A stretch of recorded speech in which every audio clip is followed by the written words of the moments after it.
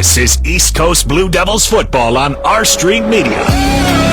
15-10, 5 touchdown. East Coast Blue Devils football. Watson has it buried in the backfield for a loss. Oh, he was eating for lunch. East Coast Blue Devils football. So this one high. It's tipped. It's intercepted. This is East Coast Blue Devils football on R Street Media. God, he's going to take it to the house. Here's Brad the Bruiser Eichkorn.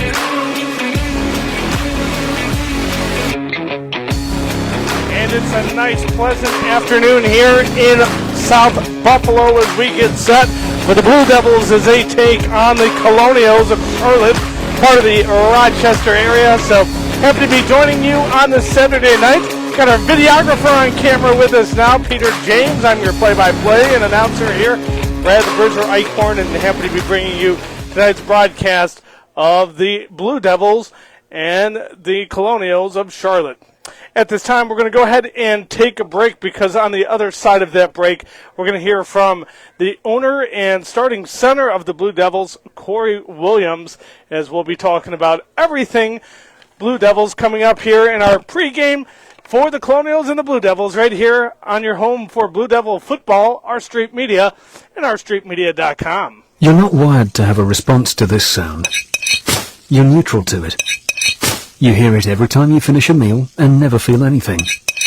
But if we were able to associate this sound with a new stimulus, save the food, we've achieved pulling a natural response from you. Save the food. Why are we doing this, you may ask? Save the food. Because this ad is trying to change your after-meal behavior through brainwashing. Because food waste costs the average family $1,500 a year. Save the food, cha-ching, and $1,500 extra bucks is like getting a pay raise. Save the food, cha-ching, you're promoted, which could pay for your child's braces. Save the food, cha-ching, you're promoted. Check out my braces. So when you hear this sound, rethink your behavior. Cook it, store it, share it. Just don't waste it. For tips and recipes, visit SaveTheFood.com. Brought to you by NRDC and the Ad Council. This is East Coast Blue Devils football on R Street Media. Welcome back to R Street Media's Countdown to Kickoff pregame show. I'm joined here on the line by the owner of the East Coast Blue Devils, Corey Williams. Corey, thanks for joining us. Anytime. Thanks for having me. All right, so inaugural year for the Blue Devils. First, if you could, go ahead and introduce us to the Blue Devil coaching staff. Okay, great. So right now we have, his name is C's, our head coach, our defense coordinator, alternator out of high school, coaching side at Sweet Home, Terrence Taylor. We got another defensive line coach named Taylor as well. So I think they're brothers. And then we got Troy Brown as a defensive, He's a defensive assistant. We have Walt Williams, D-back coach. We have Amir Franklin, receiver coach, and we have Jason Rich as a special team coach as well. So, and then we got some other assistants as well helping out too. So we got a great coaching staff. What's been the focus of the coaching staff just early on in your existence? Honestly, our office coordinator right now is lighting up. I think that's our main focus because when you first start, office take a little longer to gel. So having an office coordinator, having him doing a game plan, having him draw it up, concepts and everything, that's where, I think our main focus right now is make sure we put up points up, And then we also know our standards, our defense, our defense coordinator also, he's gonna have our defense flying around. D-line is gonna be probably one of the best D-lines outlets in my pro right now. So I know, especially in the New York State area, we definitely have we definitely put up some numbers as well. So. What type of offense or what should we expect offensively out of the Blue Devils this evening? Wow, I don't want to get too many secrets, but a little bit this, a little bit that. That's all I can say. A solid mix. All right, I love it. Yeah. Mm-hmm. Yep. I would say it's going to be some old school, some new school things as well. So. Yeah, it's going to be a little bit solid mix. I just can't give you the ingredients, That's it. All. Joined here by Blue Devils owner Corey Williams. Corey, introduce us to the Blue Devils. Tell us about some of the players on this roster. We got Khalil for the Bills. He's our D tackle DN. He's a monster. Also, he's one of our defensive captains. Dallas Smith, as well as he's a D tackle, a D line. We also got Rose. We call him Rose. His name is Darren Moore. A receiver, Austin Nils, receiver, running back. We got some great lockdown corners. I don't want to get too many secrets. I don't want to get too many secrets right now. But right now I want to shout out. We got a rookie tight end. He's gonna make some heads named Jamil Pritchard, and then coming out. We also got Antonio Feed. We got so many great players. Our O line right now is gonna be Janelle Davis. We got some great. Amir Franklin, also he's going to play a little bit this year. So we got some good pieces as well. This won't give you too much, No, but definitely some familiar names that I called last year covering semi-pro football here in New York. So I'm already just salivating for the start of this game. What are some goals for the season here? What are the Blue Devils looking to accomplish here in year one? How high is the ceiling set? I don't know about championship. I think honestly the group that we have is all about championship or bust. It's more, honestly, we want to be in that mix. I think we are, that's going to be the goal is can a first year team host the GDFL championship? I think we can, and I think we are going to do that this year. And then also going to nationals. So the goal is to host up two championships here. Not just only, a national GDFL championship, but a national, championship, for hosting my pro as well and down in Florida. So I think that them are two goals we're going to look for, and we're going to put up some points, so for sure. Corey Williams, our guest here on our Street Media's Countdown to Kickoff pregame show as we get set for the Blue Devils and the Colonels. All right, tonight, obviously, a W is a goal here. What else would you like your team to accomplish here? I mean, they say there are no moral victories, but, I mean, early on, I'm sure there's some of those victories that you'll take out there. Honestly, the thing is, I like to see a goose egg, That's why I want to see our defense fill up this year, a goose egg. Honestly, we know the records that we, in game records, that financial records. So, honestly, if our D-line can put up a couple sacks, that's going to be amazing, And our running backs, I think they're going to have a great game, So, and then we also got a rookie quarterback right now that I think he's going to show the league what he's about, He's unknown right now, but he's known around this area from high school. So, how about defensively? We've talked a lot about the offense. Tell me a little bit more about the defense going into this game. Honestly, for what we've seen last week, we've been studying film. We've been watching film anywhere we can, studying it, talking up, and everything. Honestly, our defense looking to do a shutout. That's what we talked about. That's what we're going to preach. Honestly, we don't want to give a first down, or we don't want to give that's the 50-yard mark. So if we can not put up points, have them put up no points, and also for not to get past the 50-yard line, that's a win of success. So that's very win of success. So what I'm hearing, I mean, it's going to be a pressure-heavy, lights-out defense looking to hit you, smash you in the mouth. Oh, definitely. All right, Corey Williams, our guest here. Final question here, Corey, as we look forward to a long season. We talked about your goals, what you want to accomplish tonight here. Any shout-outs you want to give to the team, to your sponsors, to anyone who's helped make the Blue Devils come from a dream into a reality? Honestly, I want to shout out my team. It started from me having one dream, like, hey, I want to do this and things like that, to now it's actually reality. So I want to shout my team out. Where we have a great group of guys. Everybody helping out. It's not this. I'll call this my team. I'm the owner, yes, but also I call it our team. So I just want to shout out. It's a family, at the end of the day, So that's why I buy that. That's what Blue Devils about, by being family. And like I said, I want to shout out a couple of my teammates, Darius, Connor, for helping out happen. Also another captain, Bear, Caesar. He's the one from captain here, so he also helped me get a lot of plays that we need, And then that's what it comes down to. And also our coach staff, for them, because it's free. We don't pay, So for them to volunteer their time and everything, I definitely want to shout them out, because without them, it wouldn't be no Blue Devils. Okay, and then venue for this year, Corey, you'll be playing all your games there in South Buffalo, your home games.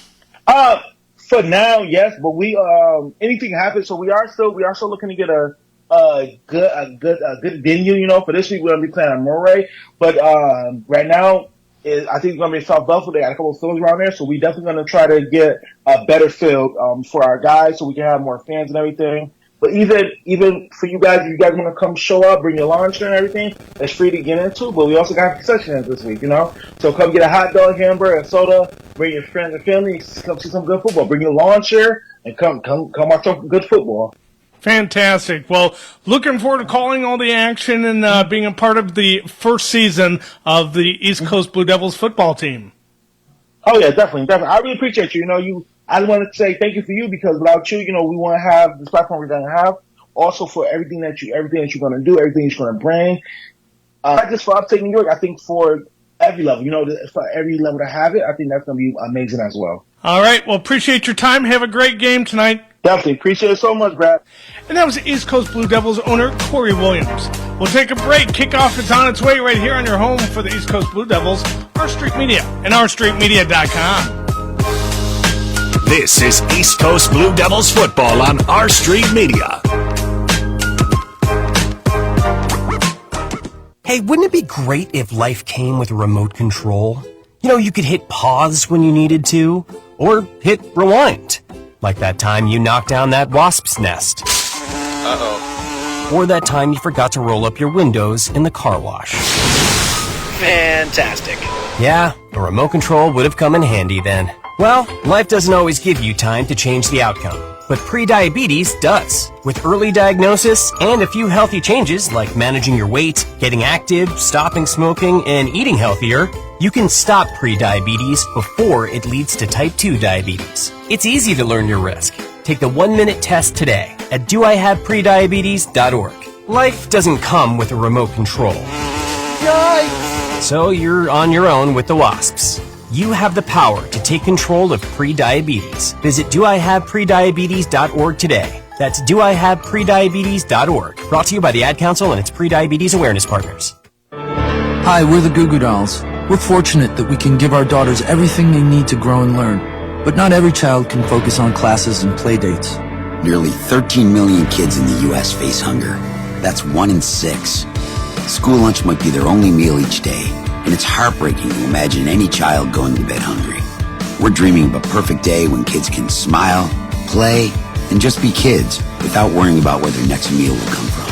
Feeding America is working to make that perfect day a reality. Each year, the Feeding America network of food banks rescues billions of pounds of good food that would have gone to waste. That food is given to families and children in need. Being a kid should be about doing things that make an ordinary day extraordinary. Learning to play an instrument, building a sandcastle, hosting tea parties. Hunger should never be an obstacle to growing up. You can help end childhood hunger in your community by visiting feedingamerica.org. Brought to you by Feeding America and the Ad Council. Excuse me, I know you have a 9 o'clock, so I'll keep this short. I'm the business suit in the back of your closet. You wore me nearly every day before your office went, quote, casual. I used to be the CEO of your closet. Now I'm just that one intern no one ever talks to. I always thought you'd circle back with me, get granular, keep me in the pipeline. But nada, nothing. Don't you remember the McKittrick presentation? You spilled coffee on me, and I still looked amazing during the breakout talkback Q&A. So, I think it's time for me to move on. I've got a great resume, and I absolutely crush it in interviews, okay? Let's make this a clean break. Shift the paradigm. The only thing I ask is that you think outside the box here and do this. Take me to Goodwill, where I can really make a difference. Your donations to Goodwill create new jobs, training programs, and education assistance for people in your community. To find your nearest donation center, go to goodwill.org. Donate stuff. Create jobs. A message from Goodwill and the Ad Council. This is East Coast Blue Devils football on Our Street Media. And welcome back to South Buffalo on this Saturday afternoon. Brad the Bruiser, Eichkorn, Peter James up in the box with me. He is the one who will take care of what you're seeing out there, our videographer, as we get set between the Blue Devils and the Colonials. Excuse my pronunciation there, not Colonels, no, Colonials. So we'll get set here this afternoon in South Buffalo. Let's at this time go ahead and we'll cover some of the players that you're going to see across the board, not necessarily starters, but on the offensive line this afternoon. Jamil Davis, Jeremiah Sanders, Corey Williams at center, Todd Davis, and the right tackle, Justin Fuller Sr., along with Fred Lewis and Cameron Frazier. The quarterback, Chris Holland Jr., wide receivers today, Anthony Davis, Sharon McCutcheon, and Daryl Rosemore, not to mention Nigel Izza, Monty Johnson, and Antonio Speed at tight end. Running backs today, Antoine Caesar, Darius Connor, Sharif Somerville, and Colin Cragen. Doing the kicking duties today is going to be Darius Connor. Punter is Jamil Pritchett. Taking a look at the Charlotte Colonels on the offensive line today, Giovanni Brown, Bryce Chapman, Caleb Crandall, Devon Forrest, Ian Storm, Jake Williams, Anthony DeJesus, and Latrell Golden. Wide receivers today, Jakir Moore, Colton Moore, Michael Simmons, Jazan Richardson, Vic Deuce, Aaron French, and Corey Wims.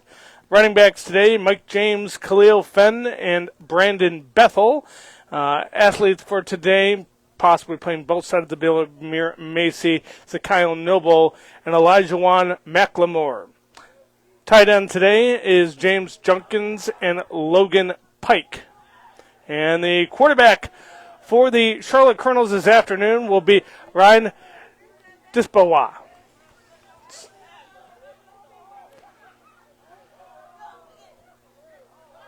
So getting close and closer to kickoff here. Both sides warming up. Officials trying to get teams organized, set, and ready. And we'll be here to call all the action this afternoon, this evening for that matter. Feels like an afternoon here. Sun sitting nice and low, nice cool breeze. Temp should be favorable here. I think it's going to be around 70 for today. So kind of the perfect afternoon to do some spring football action here. Currently showing 73 degrees here in South Buffalo. But wind is minimal here, so I don't expect weather really to play a factor at this point.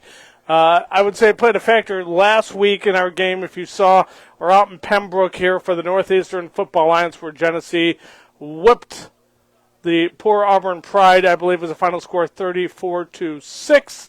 And that was last week. It was just preseason action. Their first regular season game will be coming up June 1st. That'll be our next broadcast. Unfortunately, we will not be carrying any games next weekend, but the weekend after we will be up there in Pembroke as the Genesee County Spartans will kick off the start of the Northeastern Football Alliance season. I believe they'll be playing the Rochester Chargers in that one. Both teams still warming up in this one as we get set for tonight's game. Light crowd on hand, so for anyone who's joining us online that tuned in for this afternoon's game, so glad you could be part of the broadcast. All right, we'll take another timeout and get you closer and closer to kickoff right here on your home for the East Coast Blue Devils. It's Our Street Media and OurStreetMedia.com. And here's Heather with the weather. Well, it's beautiful out there, sunny and 75, almost a little chilly in the shade. Now, let's get a read on the inside of your car. It is hot. You've only been parked a short time and it's already 99 degrees in there. Let's not leave children in the back seat while running errands. It only takes a few minutes for their body temperatures to rise, and that could be fatal. Cars get hot fast and can be deadly. Never leave a child in a car. A message from NHTSA and the Ad Council. Music is a bridge between the material and the spiritual. My name is Harvey Lauer, and I'm 82. As a blind person, you have to be aware that nobody can tell you what you can or can't do. You really have to try things. My folks got me a little radio in 1940, and that was the best Christmas present I ever got. When I was 11 years old is when I started to play music, play the piano, and then the accordion, and then the cello. My wife, who was also blind, was a good cook. When she died, that's when I started Meals on Wheels. America, let's do lunch. 1 in 6 seniors faces the threat of hunger, and millions more live in isolation. Drop off a hot meal and say a quick hello. Volunteer for Meals on Wheels by donating your lunch break at americaletsdolunch.org. This message brought to you by Meals on Wheels America and the Ad Council. Hey, there he is. How's it going? I'm having a stroke. Are you going to shake my hand or what? I'm having a stroke. Wow, you're not even moving your arm. I'm having a stroke. Are you okay? I'm having a stroke. Your face looks weird too. I'm having a stroke. Are you having a seizure or something? I'm having a stroke. When someone is having a stroke, they may not be able to say it with words, but their body language will tell you loud and clear. I'm having a stroke. You just need to know the sudden signs. Look for FAST, F-A-S-T. F, face drooping. A, arm weakness. Or S, speech difficulty. Then T, time. Time to call 911 immediately, because the sooner they get to the hospital, the sooner they'll get treatment. And that can make a remarkable difference in their recovery. Know the sudden signs. Face, arm, speech, time. Spot a stroke fast. Visit strokeassociation.org. Brought to you by the American Stroke Association and the Ad Council. This is East Coast Blue Devils football on R Street Media. Welcome back to R Street Media's Countdown to Kickoff pregame show. I'm joined here on the line by the owner of the East Coast Blue Devils, Corey Williams. Corey, thanks for joining us. Anytime. Thanks for having me. All right, so inaugural year for the Blue Devils. First, if you could, go ahead and introduce us to the Blue Devil coaching staff. Okay, great. So right now we have, his name is C's, our head coach, our defense coordinator, our alternator, out of high school, coaching at Sweet Home, Terrence Taylor. We got, another defensive line coach named, Taylor as well. So I think they're brothers. And then we got, Troy Brown is a defensive, wow. He's a defensive assistant. We have Walt Williams, D-back coach. We have Amir Franklin, receiver coach, and we have Jason Rich is special team coach as well. So, and then we got some other assistants as well helping out too. So we got a great coaching staff. What's been the focus of the coaching staff just early on in your existence? Honestly, our office coordinator right now is lighting up. I think that's our main focus, because when you first start, office take a little longer to gel. So having an office coordinator, having him doing a game plan, having him draw it up, concepts and everything, that's where, I think our main focus right now is make sure we put up points up, And then we also know our standards, our defense, our defense coordinator also, he's gonna have our defense flying around. D-line is gonna be probably one of the best D-lines out in semi-pro right now. So I know, especially in the New York State area, we definitely have put up some numbers as well. So, what type of offense, or what should we expect offensively out of the Blue Devils this evening? Wow, I don't want to give too many secrets, but a little bit this, a little bit that. That's all I can say. A solid mix. All right, I love it. Yeah, yeah. Honestly, I would say it's going to be some old school, some new school things as well. So. Yeah, it's going to be a little bit solid mix. I just can't give you the ingredients, That's it. All. Joined here by Blue Devils owner Corey Williams. Corey, introduce us to the Blue Devils. Tell us about some of the players on this roster. We got Khalif for the Bills. He's our D tackle DN. He's a monster. Also, he's one of our defensive captains. Dallas Smith, as well as he's a DN, D tackle, a D line. We also got Rose, we call him Rose. His name is Darren Moore. A receiver, Austin Mills. Receiver, running back. We got some great lockdown corners. I don't want to get too many secrets. Right now. But right now I want to shout out. We got a rookie tight end. He's gonna make some heads. Named Jamil Pritchard. And then coming out. We also got Tony Feed.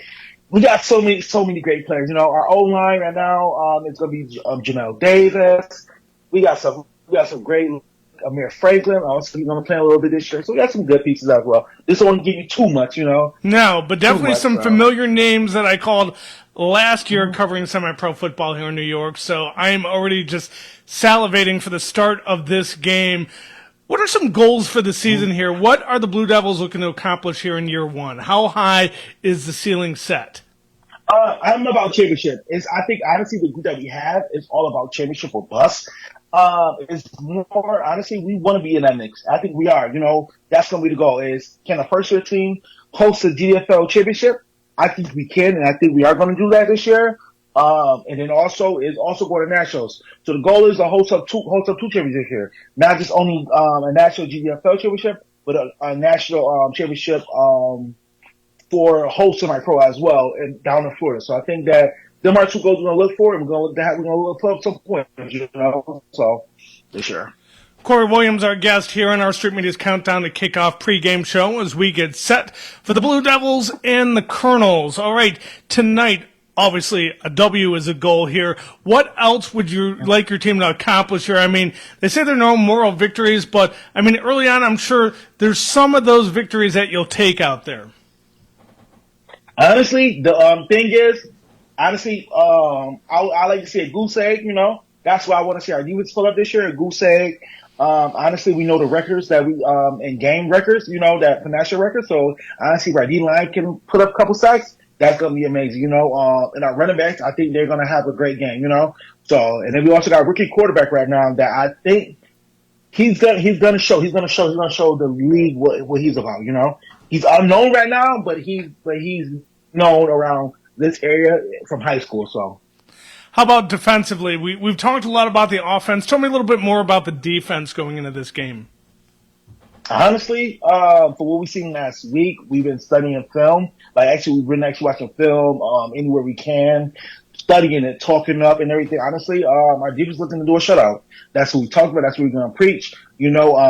Honestly, we don't want to give a first down or we don't want to give that's the 50-yard mark, So if we can not put up points, haven't put up no points, and also for not to get past the 50-yard line, that's a win of success, So that's very win of success, So.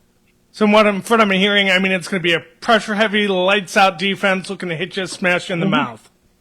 Oh, definitely. All right, Corey Williams, our guest here. Final question here, Corey, as we look forward to a long season. We talked about your goals, what you want to accomplish tonight here. Any shout-outs you want to give to the team, to your sponsors, to anyone who's helped make the Blue Devils come from a dream into a reality? Honestly, I want to shout out my team. It started from me having one dream, like, hey, I want to do this and things like that, to now it's actually reality. So I want to shout my team out. Where we have a great group of guys. Everybody helping out.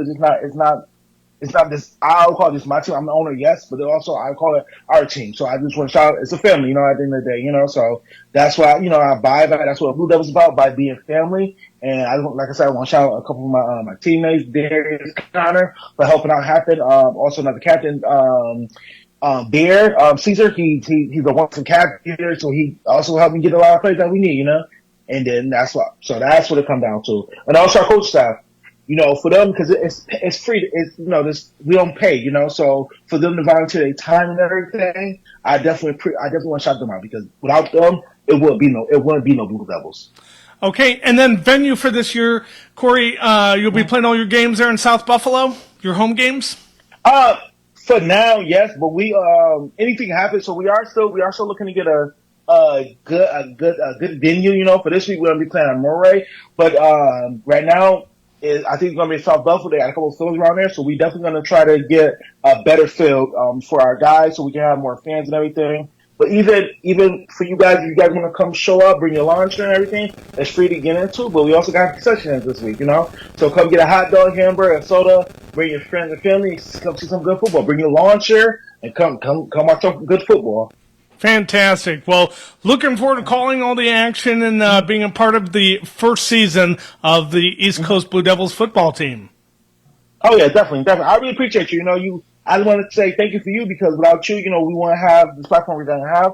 Also for everything that you're going to do, everything you're going to bring. Not just for upstate New York, I think for every level, for every level to have it, I think that's going to be amazing as well. All right. Well, appreciate your time. Have a great game tonight. Definitely. Appreciate it so much, Brad. And that was East Coast Blue Devils owner Corey Williams. We'll take a break. Kickoff is on its way right here on your home for the East Coast Blue Devils, Our Street Media and OurStreetMedia.com. This is East Coast Blue Devils football on Our Street Media. Why is Connor having trouble focusing in school? Having trouble finding Connor's middle school? Would you like directions? No, why is Connor having trouble focusing in school?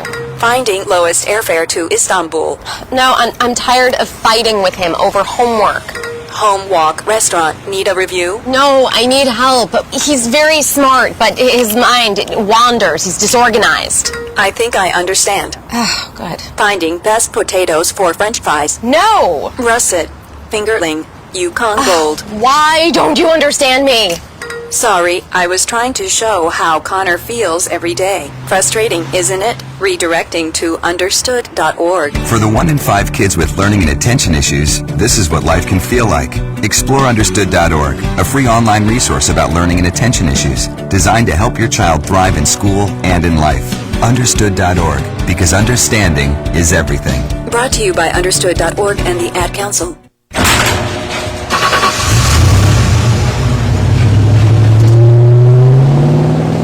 I spend a lot of time in the garage, but even more time in the rain, sleet, and mud. In 95, I helped tow your moving trailer. In 05, I helped you get out of a ditch. Yeah, I know I'm a bit rusty, and sadly in 09, it was sparks from me, your handy chains, dragging behind your truck that accidentally started a wildfire. Sparks from dragging chains can start a wildfire.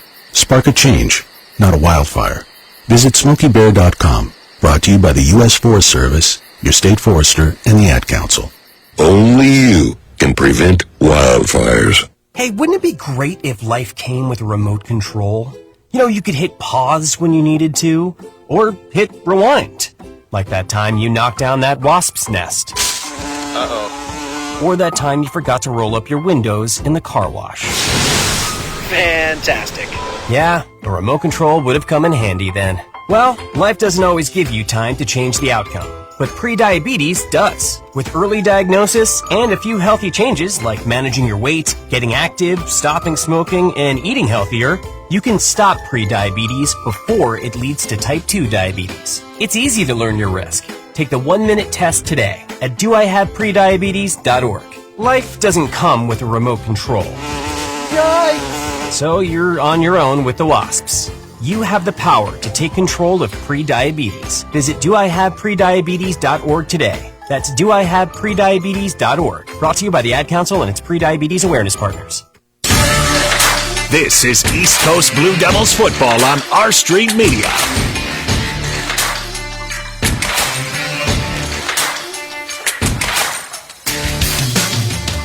Back here at Mulroy Field, Brad the Bruiser Eichkorn with R Street Media's broadcast of the Gridiron Developmental Football League, where it's the East Coast Blue Devils in their inaugural season getting set to take on the Colonials of Charlotte. Getting closer and closer to kickoff. May have started things just a little bit early, so if you didn't hear Corey's interview the first time, you heard it the second time right there. And you know what? Probably a third time for all our audience still making their way in. The broadcast is going to go ahead and start at about 5:30, or the game is going to start, I should say. So let's go ahead. We'll take just a brief time out here. You'll hear from Corey Williams, the center and owner of the East Coast Blue Devils, right here on your home for the Blue Devils, R Street Media and rstreetmedia.com. Hi, I'm Danica Patrick. Watching my nieces grow, play, and learn is amazing, but not every child gets to be carefree. 1 in 6 kids in the U.S. are hungry. This breaks my heart, and it's something that Feeding America is working to change. Each year, the Feeding America network of food banks rescues billions of pounds of good food that would have gone to waste and gives it to families in need. To help, visit feedingamerica.org. Brought to you by Feeding America and the Ad Council. This is East Coast Blue Devils football on R Street Media. Welcome back to R Street Media's Countdown to Kickoff pregame show. I'm joined here on the line by the owner of the East Coast Blue Devils, Corey Williams. Corey, thanks for joining us. Anytime. Thanks for having me. All right, so inaugural year for the Blue Devils. First, if you could, go ahead and introduce us to the Blue Devil coaching staff. Okay, great. So right now we have his name is C. He's our head coach, our defense coordinator, our alternator out of high school, coaching side Sweet Home, Terrence Taylor. We got another defensive line coach named Taylor as well. So I think they're brothers. And then we got Troy Brown is a defensive wow. He's a defensive assistant. We have Walt Williams, D-back coach. We have Amir Franklin, receiver coach, and we have Jason Rich is a special team coach as well. So, and then we got some other assistants as well helping out too. So we got a great coaching staff. What's been the focus of the coaching staff just early on in your existence? Honestly, our office coordinator right now is lighting up. I think that's our main focus because when you first start, office take a little longer to gel. So having an office coordinator, having him doing a game plan, having him draw it up, concepts and everything, that's where, I think our main focus right now is make sure we put up points up, And then we also know our standards, our defense, our defense coordinator also, he's gonna have our defense flying around. D-line is going to be probably one of the best D-lines out in semi-pro right now. So This is East Coast Blue Devils football on R Street Media. This is East Coast Blue Devils. Also going to nationals. So the goal is to host. No, but definitely some familiar names that I called last year covering semi-pro football here in New York. So I am already just salivating for the start of this game. What are some goals for the season here? What are the Blue Devils looking to accomplish here in year one? How high is the ceiling set? I don't know about championship. I think honestly the group that we have is all about championship or bust. It's more honestly we want to be in that mix. I think we are. That's going to be the goal. Is can a first year team host a GDFL championship? I think we can, and I think we are going to do that this year. And then also going to nationals. So the goal is to host up two championships here, not just only a national GDFL championship, but a national championship for host semi-pro as well, and down in Florida. So I think that them are two goals we're going to look for, and we're going to put up some points. So this year. Corey Williams, our guest here on our Street Media's Countdown to Kickoff pregame show as we get set for the Blue Devils and the Colonels. All right, tonight. Obviously, a W is a goal here. What else would you like your team to accomplish here? I mean, they say there are no moral victories, but, early on, I'm sure there's some of those victories that you'll take out there. Honestly, the thing is, I like to see a goose egg, That's why I want to see our defense pull up this year, a goose egg. Honestly, we know. It's Thursday night, and you're grabbing drinks with some friends. Started off with a pitcher for the table, which quickly becomes two. There's pool. And there's the photo booth. All right, everybody squeeze in. Say cheese! Followed naturally by an order of wings. And another. Can we get some extra ranch sauce? Then there's the ceremonial nightcap. So what are we doing this weekend? And lastly, it's back to the car, which, if you're buzzed,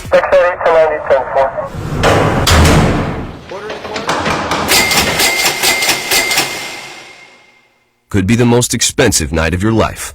Getting pulled over for buzzed driving could cost you around $10,000 in fines, legal fees, and increased insurance rates.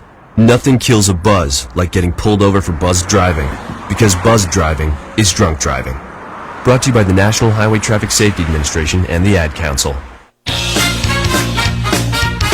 This is East Coast Blue Devils football on R Street Media. All right, back here at Mulroy Field in South Buffalo as we get set for this game between the Charlottes and the Blue Devils. Charlotte did win the opening coin toss. They deferred to the second half. So that Omar Smith is set to kick this one away. And he's going to boot this one deep. It's going to take a roll, and it's going to go out of bounds, and this is probably going to be illegal procedure. And this will bring the ball out to the 35-yard line where we keep the ball right there. 1st and 10 coming up at the 35.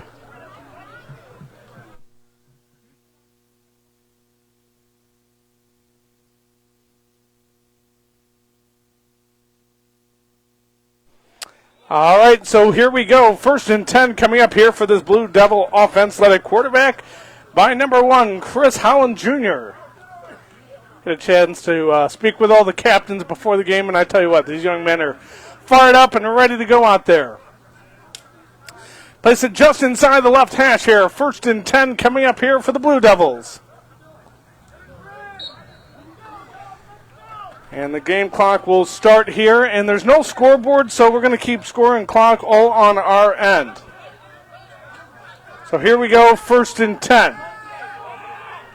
Holland will set. He'll work out of a pistol. H-back to his right. The deep back is Caesar. Put a man in motion, the tight end. They line him up right side. Caesar gets the carry. Slips a tackle, and he's going to be dropped for a loss on the play. Loss of 1 on the play. Takedown made by Joe Andrews of the Colonials. So with that, now 2nd and 11 after a loss of 1. Clock rolling now inside 14.5 left to go. In the opening first quarter of play.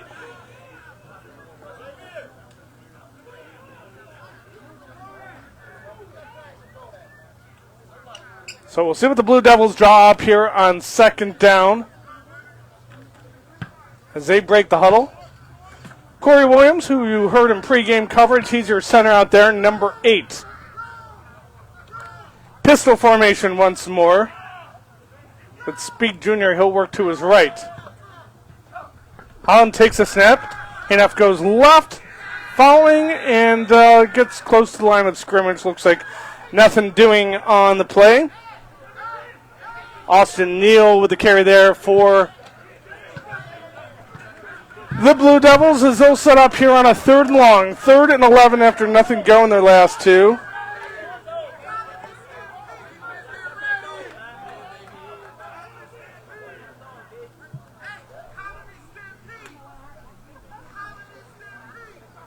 So they're going to look here, try to pick up something and keep this drive going. Clock rolling here, just over 13 minutes left to go here in this opening quarter in the early going scoreless between the Blue Devils and the Colonials. Pistol again, Caesar the back. Twins wideouts to each side of the formation on a 4 wideout set. Howland Jr. set. Possible blitz coming down the middle. Takes a snap. Stands tall. Offensive line holds. He's chased now as it collapses. Throws incomplete. Tried to get it up to Anthony Davis. Davis could not haul it in there. Had to break up the coverage there was Joe Andrews. So with that 4th down, that's going to bring up Jamel Pritchard to punt this one away. Clock rolling here. 12:22 left to go in this first quarter, scoreless here. And their first possession, a loss of 1, not able to get any offensive yards going.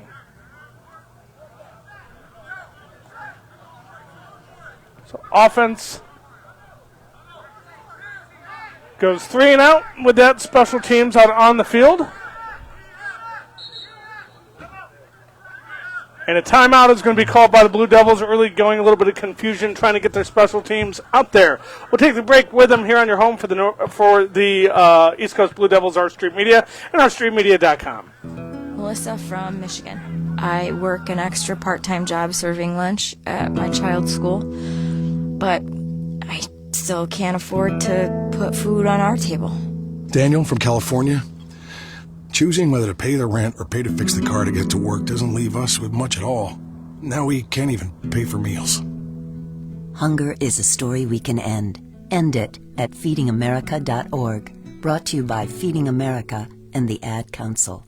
This is Northeastern Football Alliance action on Our Street Media. Back here at Mulroy Field, it is 4th down. And with that, we're going to see the Blue Devils go ahead and punt this one away here. Pritchett making his way out onto the field right now.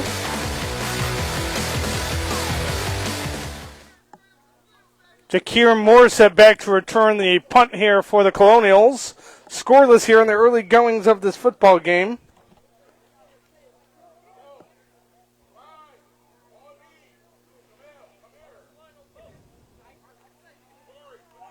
Gets the snap, it is blocked. Colonials will fall on this one, and they'll down it at about the 24-yard line as well to recover the block punt. So right now, everything going in the Colonials' favor. 1st and 10 coming up for them after a block punt and a 3-and-out to boot. So right now it's going to be up to the offensive line on the Blue Devils to try to shore things up. Right now, penetration by that Charlotte team proved to be pesky.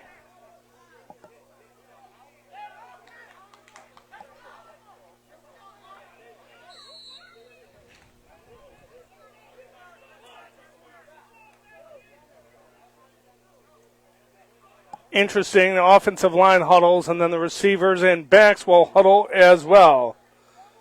Despaquois gets set. He'll go out of an I formation.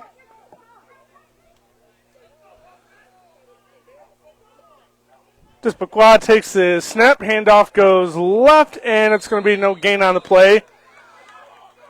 Shut down right there at the 25-yard line. So it looks to be no gain on the play with that. Now 2nd down coming up.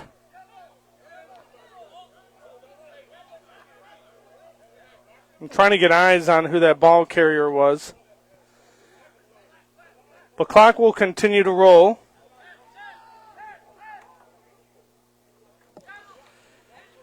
Despaquois will get set up here under center. We'll see. It looks like he's actually going to go out of a gun this time. 4 wideouts set. They go twins wideouts to each side of the field.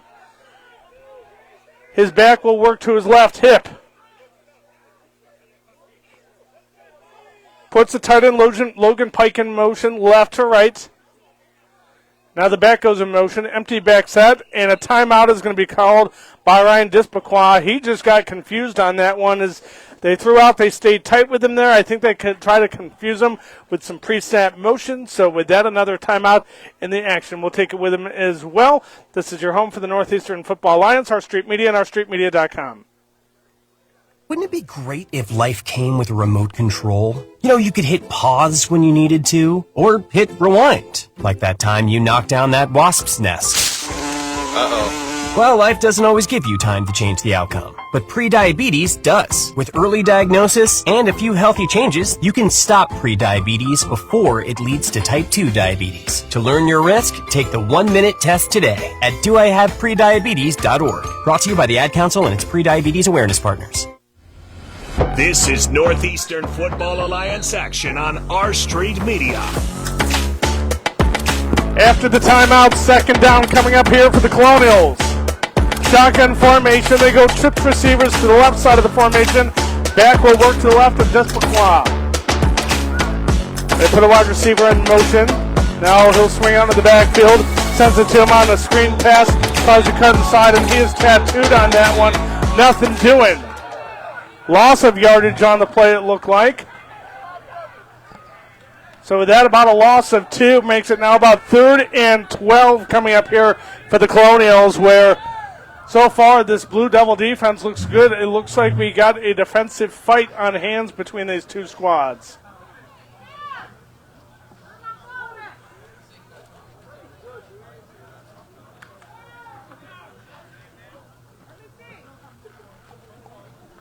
So here we go. The Colonials will get set up here on a big 3rd and 12. Blue Devils went 3-and-out, looking to force a 3-and-out here on defense. Despaquois will set up. Back will work to his right hip.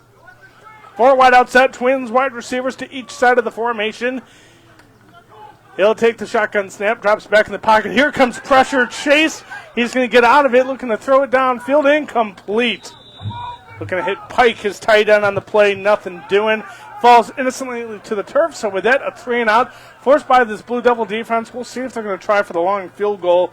Saw during warm-ups today that Omar Smith was out there putting a lot of leg in. He's out there on the field right now. So we'll see if it's Omar trying to kick a lengthy field goal. It's going to be about a 42-yard attempt here from the 25-yard line, just inside of the left hash.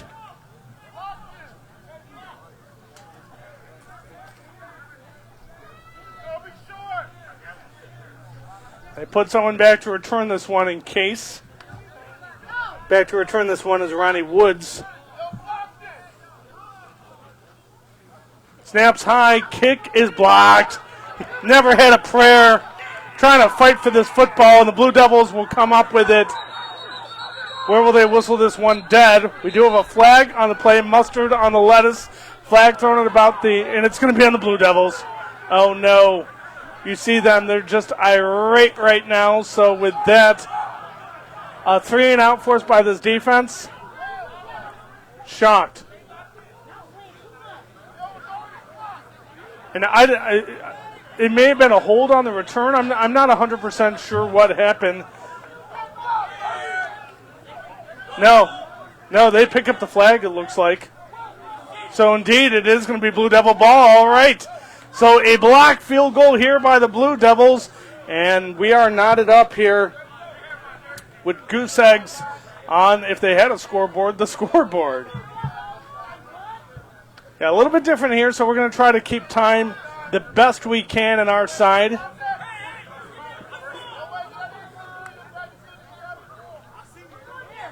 And after the blocked field goal here, it's the Blue Devils looking to set up, and it looks like they'll start things out with great field position just shy of midfield at their own 45-yard line, 1st and 10 coming up. Blue Devil offense out for take 2 after a 3-and-out and a block punt, their first time out on the field.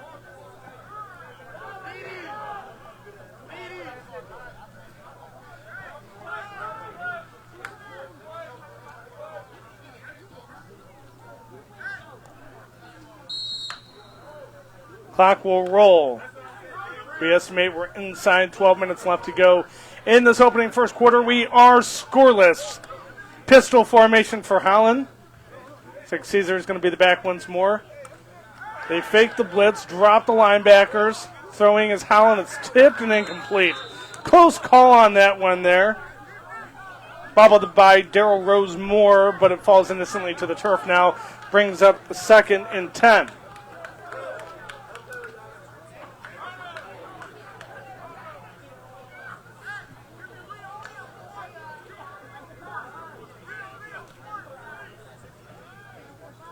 Ball's respotted and set.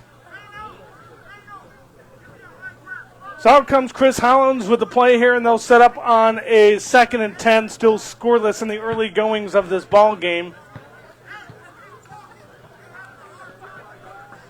In between the hashes from the 45-yard line. 2nd and 10 coming up here for the Blue Devils.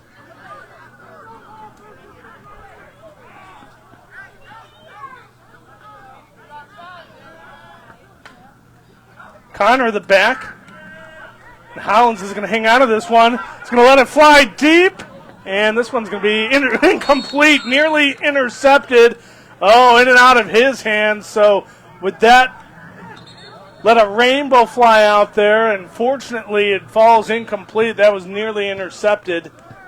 So with that, now a 3rd and 10 coming up here and a big test here for Chris Holland Jr., and that Blue Devil offense looking to get their first down in this one.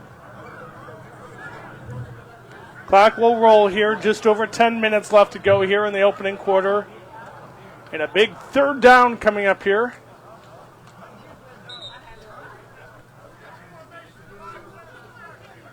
But it looks like the last play was negated because of a penalty, so they're going to march the ball backwards 5 yards after illegal formation, so that's going to make it 2nd and 15 as they accept the penalty. So 2nd and 15 coming up here for Chris Holland Jr. and that Blue Devil offense.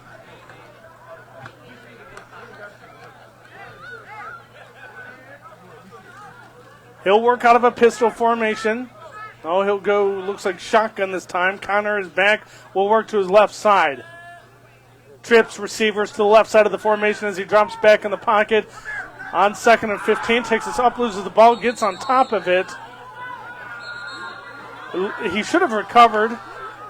Looks like they'll keep possession here with the Blue Devils. Picks up about 2. So with that, it makes it 3rd and 13. So 3rd and long coming up here. We'll see if the Blue Devils can go ahead and find a way to move that football. And just a struggle with some of these startup teams. I noticed it last year covering the Genesee County Spartans in their first year. It takes time to really get the offense gliding down the field. And who knows, at this point here, it just may take one play to go ahead and crack things wide open. Clock rolling now inside 9 minutes left to go in the scoreless first quarter.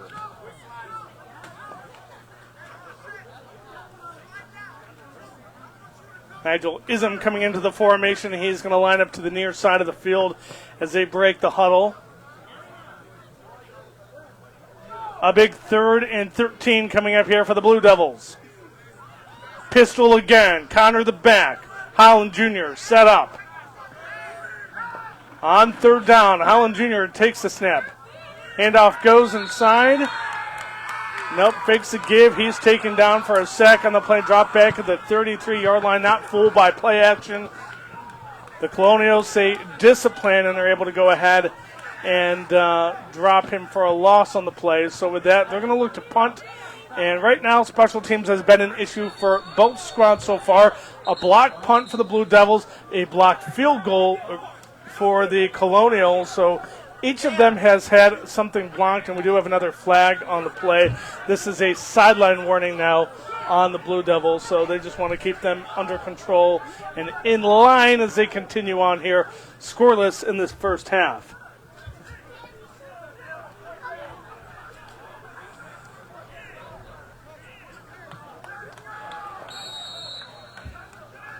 Clock will roll.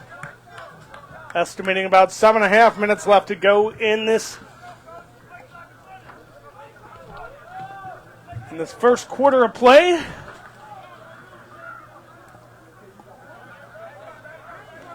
Fourth down after the loss, so backed up to about the 37-yard line, makes it 4th and 17, and we'll see if Pritchard can go ahead and get this punt away this time. But interesting, we see Hollins on the field. Wonder if he might take a shot. Looks like they're going to go for it here. Why not? Trips right side on an empty back set. Takes the snap. Drops back in the pocket. Looks to heave this one deep towards the near side of the field. Incomplete. Looking for Daryl Rosemore on that one. Could not catch up to him. So with that, turnover on downs, and the Colonials will take over. We are scoreless in the ball game here. With about 6:39 left to go in the first quarter of play. No score between the Colonials and the Blue Devils. This is East Coast Blue Devils football here on Our Street Media. Glad to be broadcasting the Gridiron Developmental Football League. Just adding more of those semi-pro leagues under the Our Street Media belt, and so glad that we can continuously bring you action throughout the course of this summer. We do advise our fans, go to ourstreetmedia.com. We do have our full schedule as it is today. That is subject to change. And when I say change, likely some additions to the schedules. We're still looking at some travel dates later in the year. Despoquois will set up here. He'll work out of a pistol formation. Fenn looks to be his back. Pike in motion left to right. He'll take the snap. Pitch out goes right. Trying to shift his way upfield, and he's going to be buried for a loss. Drop back at the 40. Nothing doing on that one. About a loss of 3 on the play is going to bring up now 2nd and 13. And that was Elijah Juan McElmore with a carry on that one. Clock will roll.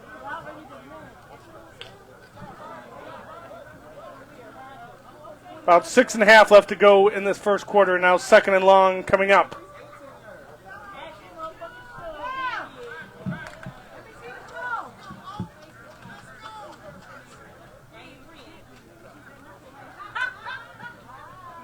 Twins wideouts to the left side of the formation. McLemore is going to go to the right of Despoquois.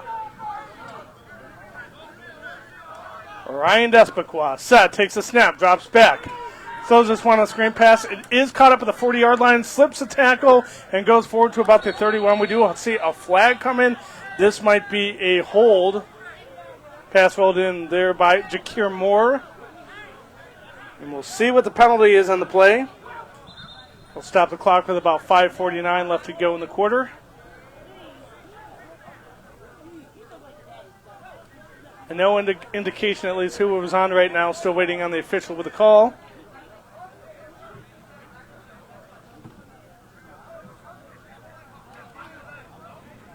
And it is a block in the back there by the Colonials. So what looked like a nice little pitch and catch will be negated. So it looks like they'll be marching back for spot foul. They'll give it to him from the 38, so it should be marched back to the Blue Devil 48-yard line, and that's where they spotted indeed. So with that, 2nd and a mile, backed up to the Blue Devil 48-yard line. So they have to get to about the 28, so about, we'll say 2nd and 20 coming up. Despacar will get set. McLemore will go to his right. 4 wide out set, Twins receivers to each side of the formation. Despacar dropping back in the pocket. Pump fakes, no, he's taken out of the backfield. Oh, he was bull rush on that one, and there was absolutely nothing he can do on that. Taken down by James Haley. Dallas Smith was there as well. So with that, a huge stop. It's going to put them back even further, and right now things are getting very out of hand for this Colonial offense. Not a lot of progress right now. Back into their own territory. They started this drive on the Blue Devil 37. They have it on their own 42-yard line.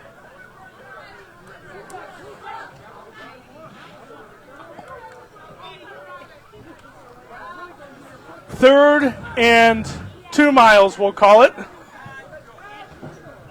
They have to get all the way down to the 28-yard line. They have it at their own 42.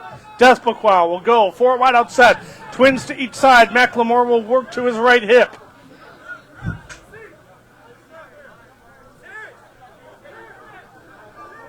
On 3rd down, takes the shotgun snap. Dropping back, rolling right, throwing short, incomplete. Nothing doing on that one. The only man in the area on that one was Saiko Noble. So Noble not anywhere near that one. You saw it hit the turf. So with that, they're going to be forced to punt this one away. We'll see if Jason Gadiazard comes out.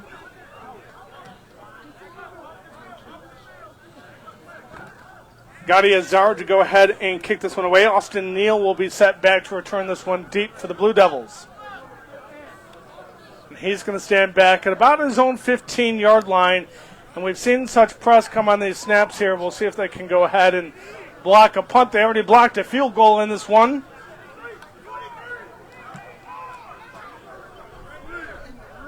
Clock rolling inside, 6 minutes left to go. And a timeout is going to be called by the Colonials.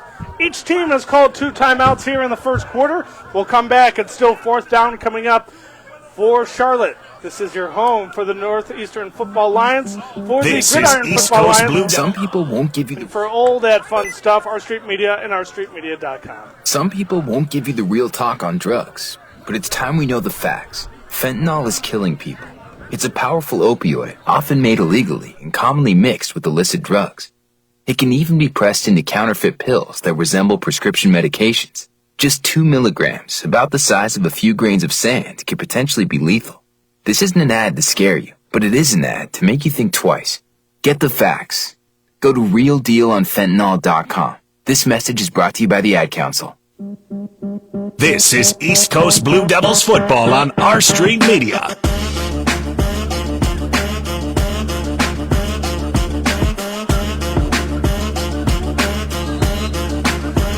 And we return where it is 4th down, and it looks like that they're going to go and bring on Omar Smith to punt this one away. Stands back at about his own 31-yard line. Snaps a little bit low, but he gets this kick high and short. That's going to go out of bounds on the near side near the 43-yard line. And they spotted at the 45-yard line. Nope, still moving. Keep it with us. Here we go to the 48-yard line. 2 yards shy of midfield is where the Blue Devils will take over in a scoreless football game. In a game so far, we have yet to see our first down, and I would hope it's going to be right here on this drive.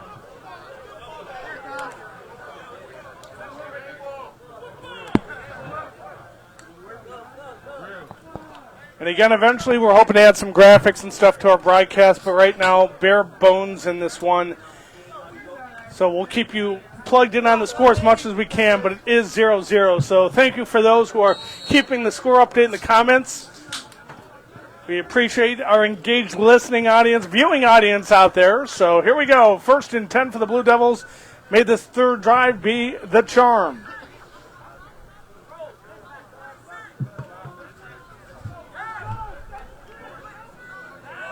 Diamond formation this time, loving it.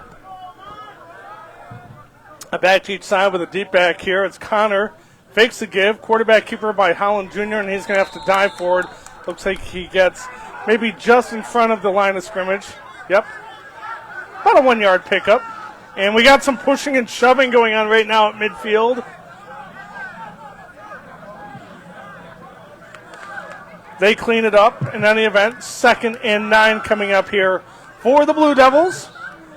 But I believe that was their first positive yard in this one. So we'll see what they bring us on 2nd down. We're trying to get something going early in this game. Head coach of the Blue Devils is Taiwan Caesar. Their offensive coordinator is Terrence Taylor.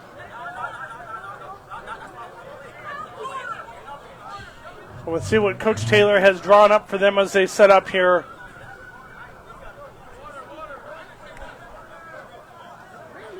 About 2 minutes left to go in the quarter as the clock will continue to wind.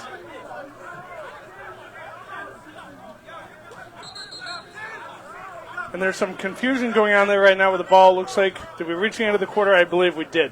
All right. Well, blends right before our eyes there. All right, so we've played 15 minutes in this one. And our score here is the Blue Devils and the Colonials scoreless right here on Art Street Media. So we'll get set up here. 2nd and 9 coming up here for the Blue Devils as they'll go right to left. The Colonials left to right across their internet bandwidth. That's the Colonials in white jerseys and dark pants. That's for the Blue Devils, looking sharp here. Blue and navy this afternoon. Or blue and black, I should say. Excuse me. The Blue Devils here in their inaugural season, so they'll set up in between the hashes to 49, 2nd and 9 for Hollins Jr. and company.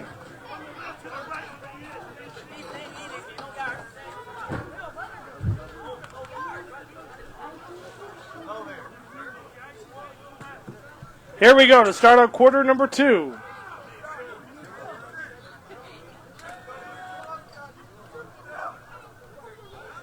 Possible movement there. And they're going to whistle this one.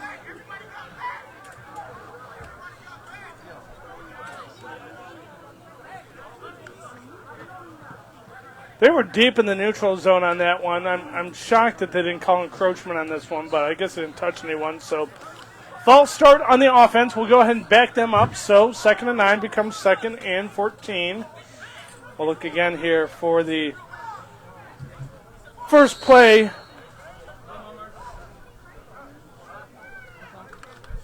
So after the 5-yard penalty, they break the huddle and they'll set up.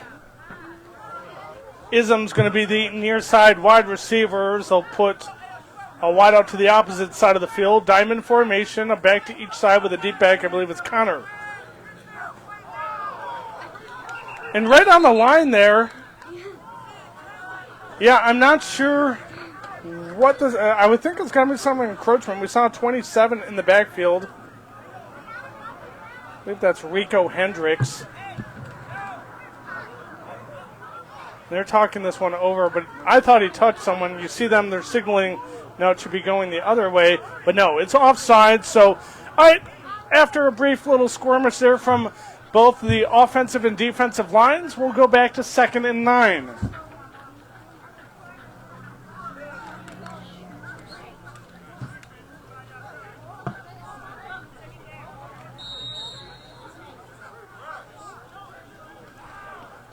Caesar to his right, Neal to his left. Deep back is Connor as they'll set up. 2nd and 9.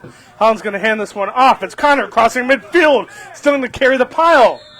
And he'll go down about the 45-yard line of the Colonials. Darius Connor with a nice carry. So that brings up a 3rd and much more manageable. About 3rd and 3 yards to the sticks as they have to get down to the Colonial 42-yard line. Clock is going to roll now, as we're now inside 14 minutes left to go in the first half. Looking for our first points on the board, but a big third down they need to convert first. Connor's going to be the deep back. Neal to his left. Caesar to his right. Holland Jr. on 3rd and 3 takes a snap. Handoff goes to Connor. Connor following blockers. He's going to have a first down and then some. Crossing the 40 and goes down all the way to the Colonial 37-yard line. That'll keep the clock rolling here, and a first down coming up. First down of the ball game here for the Blue Devils.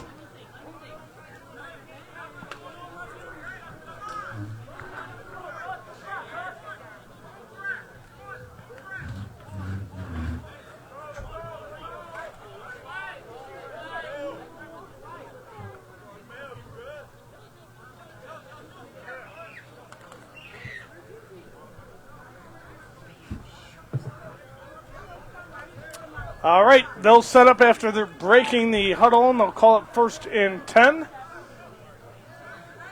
from about the 37. Put a man in motion here out of a pistol. Deep back is going to get the carry. It's Caesar with all that speed, makes his way across the 30, working that near sideline, and he's going to pick up a first down. Shoved out of bounds on the play inside the 25-yard line. If you can see here, that Blue Devils sideline is fired up. Clock will roll here, just over 12 minutes remaining in the first half.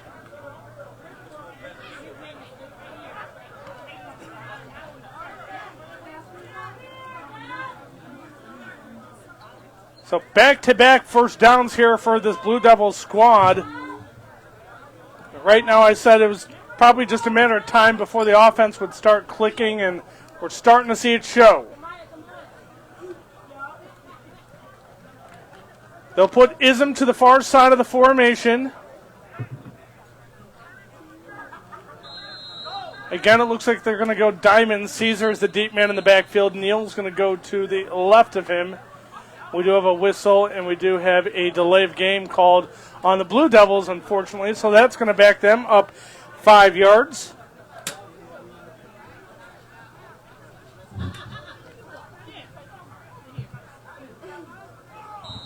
Clock will roll. Just over 11:15 left to go in this first half. Scoreless, but the Blue Devils are driving. From the 26, 1st and 15 coming up. Holland Jr. will set up. Diamond again. Caesar the deep back this time. He'll go in motion. They'll put him in the slot left side. Taking the shotgun snap. Connor's going to get the carry. Changes direction now, carrying out of the backfield. Trying to move this one forward. Cuts inside and still carrying the football. And that was a decent gain there. Looks like he picked up most of the penalty yardage there. Austin Neal on the carry. So Neal with a decent gain will bring up now about 2nd, and we'll see how much they give him back. We'll say he got all of it back. 2nd and 10 now after a 5-yard pickup by Neal. Some nifty little running from that young man.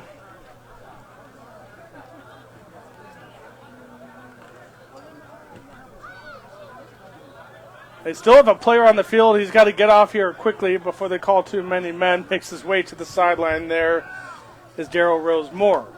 Diamond formation. Handoff goes right side. Looking to bounce out here and still carrying down the field. A first down and then some on that carry. I think that was Colin Cragen on that one. Fantastic run by that young man. Good to move the sticks. Looks like another first down coming up here for the Blue Devils. That'll keep the clock rolling. Now inside 10 minutes left to go in the scoreless first half. But right now the Blue Devils look to be knocking on the door.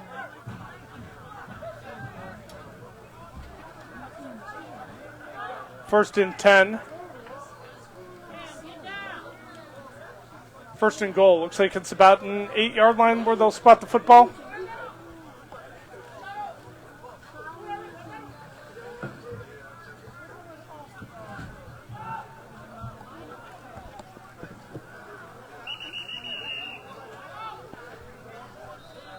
And a timeout is going to be called this time by the Blue Devils. They're going to go ahead and burn their third and final timeout of the half. All right, we'll take a brief timeout with them. Come back here. This is your home for the Northeastern Football Alliance. Our Street Media and OurStreetMedia.com. Baby is giggling in the back seat. They're probably happy. If a baby is crying in the back seat, they're probably hungry. But if a baby is sleeping in the back seat, will you remember they're even there? When you're distracted, stressed, or not usually the one who drives them, the chances of forgetting them in the back seat are much higher. It can happen to anyone. Parked cars get hot fast and can be deadly. So get in the habit of checking the back seat when you leave. A message from NHTSA and the Ad Council. This is East Coast Blue Devils football on Our Street Media.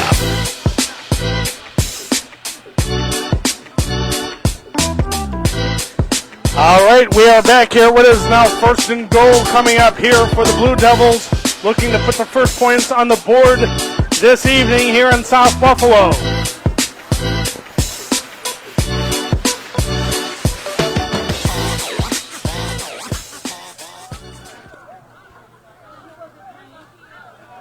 And that Somerville looks to be the deep back on this one. So Sharif Somerville is back there.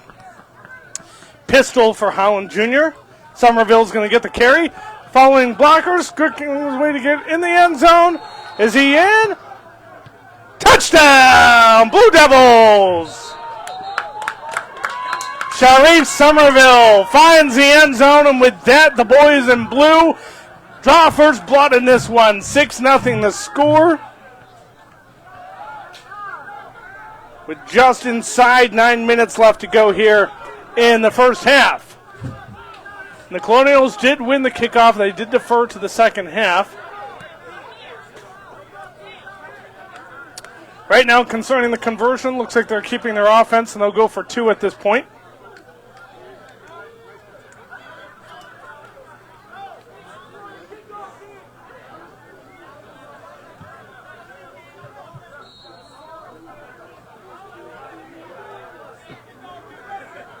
Looking for some more points in this one. They got 6. Let's see if they can tack on 2. Ism, the wide receiver, he'll go to the far side of the field. They'll put it back deep. Allen's going to take the snap. Here comes a flag. Throws left, incomplete. We'll see what the flag is.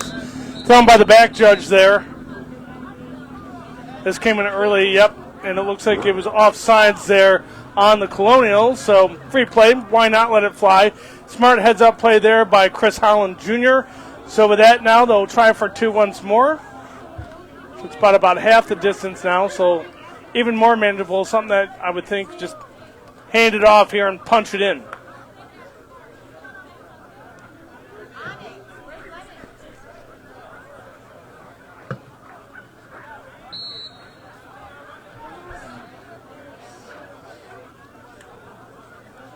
Blue Devils get set as they break the huddle on this 2-point try. They'll try once more.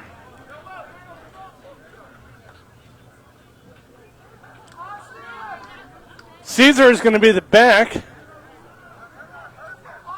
They're actually going to put a different man under center right now as it's Ronnie Woods with it. Going to hand this one off in a little misdirection to Caesar, who's caught in the backfield, and 2-point try is no good. So they gave it a shot. It doesn't go, but in any event, it's the Blue Devils on top of this one as they break the goose egg tie and lead this one 6-0 with about 8:55 left to go in the first half. This is the East Coast Blue Devils here on Our Street Media and OurStreetMedia.com. Brad the Bruiser Eichkorn. Got our Director of Video Operations, Heidi Catherine, in the booth. Our Associate Producer, David Eichkorn, and along with our Videographer, Peter James. So everyone having a good time.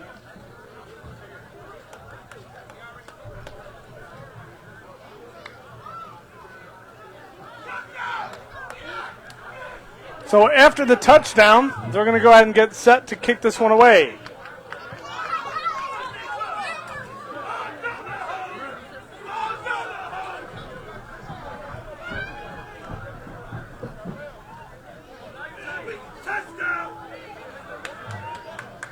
You hear them, they're fired up out there.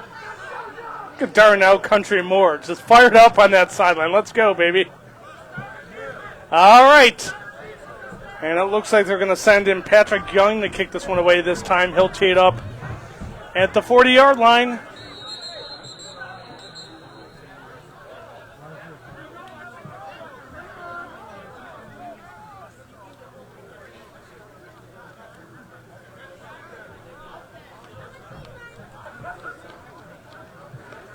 Actually, they're moving it back here, 35-yard line. Yeah, something didn't look right.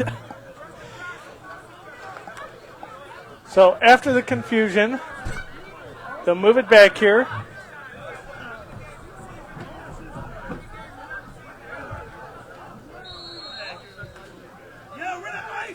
From the 35, they'll get set. Young to kick it away. Young approaches the tee, and it's a low squib kick. It's going to be fielded about the 23-yard line, going 25, going east to west, and tattooed. Ball, they say they come out. Nope. Looks like Colonials get on top of it there, but tattooed, and you hear a lot of hooves and hollers coming out here on that Blue Devil sideline, as they should. There, a jarring hit on the play there by Monty Minter. With that, now 1st and 10 coming up here for the Colonials. We'll look for their first down in this one. We saw the Blue Devils go 2 drives without, but like I said, the 3rd drive was the charm. Started at the 48-yard line and went 52 yards to the end zone, where they lead this one 6-0.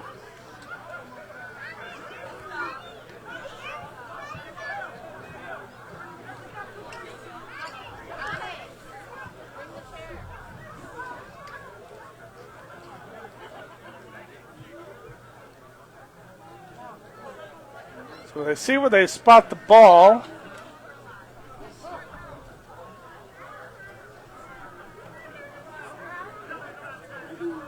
There must have been a penalty because, it's a bit forward here. Looks like they'll take it from their own 38-yard line.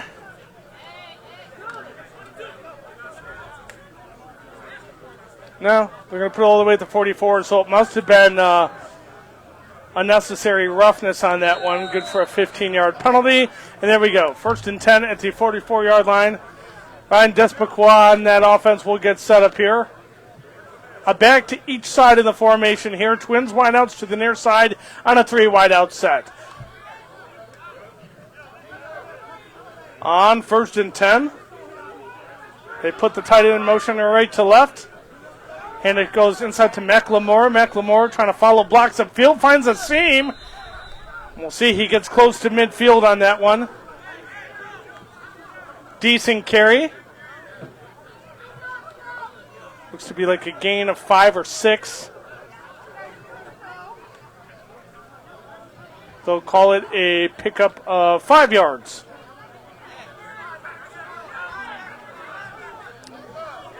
So that to their own 49-yard line after the 5-yard pickup brings up 2nd and 5. Colonials will set up. McLemore will go to the right on a 2-back set to each side here of Despaquois. Ryan Despaquois gets set. Hit off inside, and he's going to lose yardage on that play. Drop back at the 47 for a loss of 2.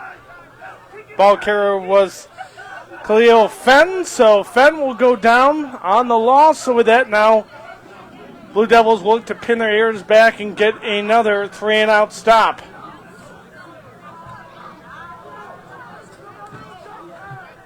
Clock rolling here, just over 8 minutes we estimate left to go here in this first half of play. 6-0 Blue Devils on top of the Colonials from Charlotte, New York, that is. 3 wideout set. They'll put Twins left side. A back to each side. Out of a gun here is Despaquois. Ryan Despaquois will get set. Takes the 3rd down snap. Nope. Whistle comes in. It looks like. Do we have a timeout?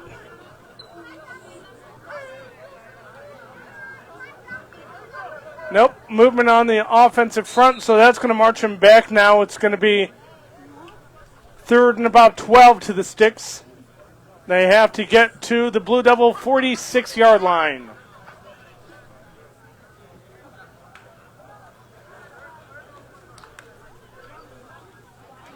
Despoquois will get set. A back to each side here. McLemore to his right, Fenn to his left.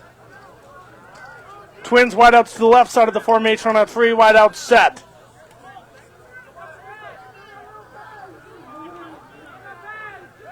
Ryan Despoquois will take the snap, drops back. He's going to throw this one down, field incomplete. Not anywhere near his man, well underthrown, looking in the direction there of Jakir Moore.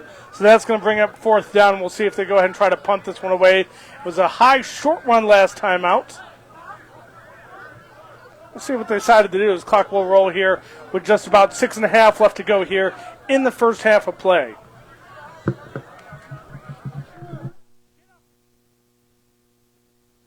Thank you.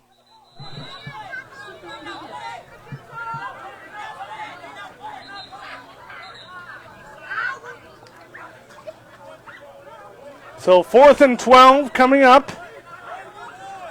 We'll see if they decide to punt it or they're just going to try to keep their offense out. Like the Blue Devils did there earlier. If the offense is not moving, makes it tough. They will put someone back to return the kick, so we'll see. It's like Shelton is back there. That's either Shelton or Harrison. They double numbers. Punter will stand there about his own 30-yard line, and we do have movement on the line. I might be marching this one backwards here. Clock stopped here. We show 5:37 left to go in the 6-0 first half.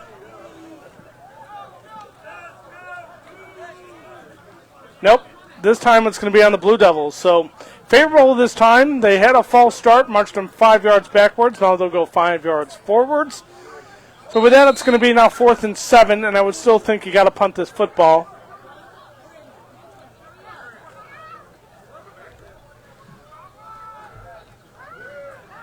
Keeping special teams on the field, it looks like.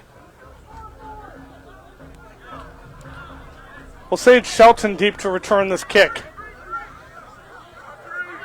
Now Despoquois is coming out. He's going to play a little bit quarterback. All right, here we go. They're going to go for it. A back to each side, 3 wide out set. Twins left on the formation. Ryan Despoquois gets set on 4th down, takes a snap. Here comes pressure. He's going to be chased. Rolling left. Looking to turn a corner and take this upfield, and he's got a first down and then some.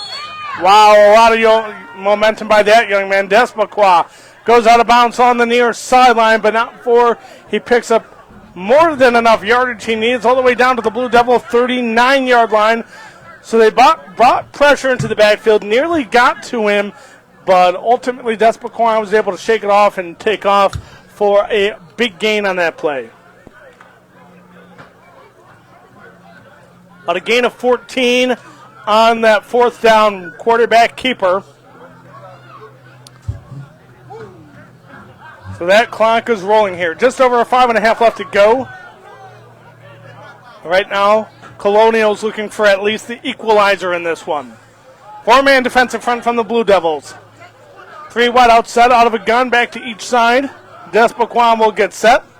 Snaps low, picks it up off the turf, and he's going to lose yardage on the play. Drop back to the 42-yard line, they'll say, maybe 41.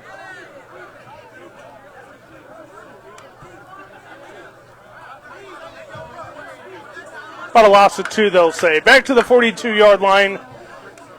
Brings up now 2nd and 12. Clock rolling inside 5 minutes left to go in the first half, where it's the Blue Devils on top of this one by 6. 6-0 the score.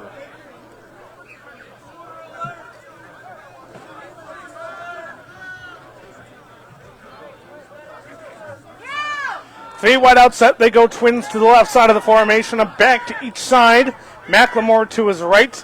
They put Fenn in motion. They'll put him in the slot. Left side, trips left. Despoquois drops back.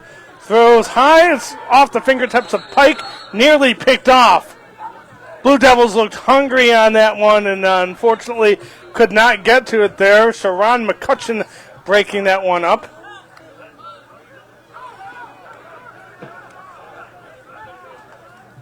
So with that now, just over 4 minutes left to go here in the first half. 3rd and 12 coming up here for the Colonials, looking for their first points. And we are down to the 2-minute warning now. So So they acknowledge the 2-minute warning. They'll do substitutions real quickly, and they'll set up. And that is information I got from the official right before the game started.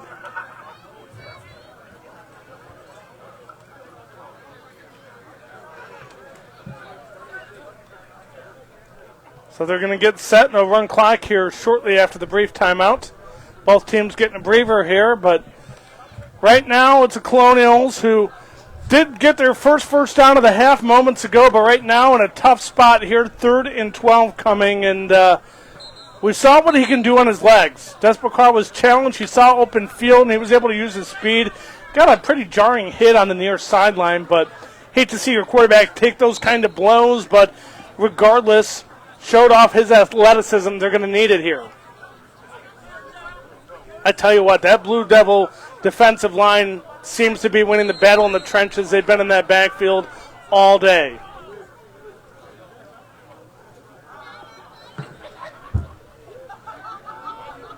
On 4th and 2. They'll go Twins left on a 3-wide out set, a back to each side. Despaquois will get set.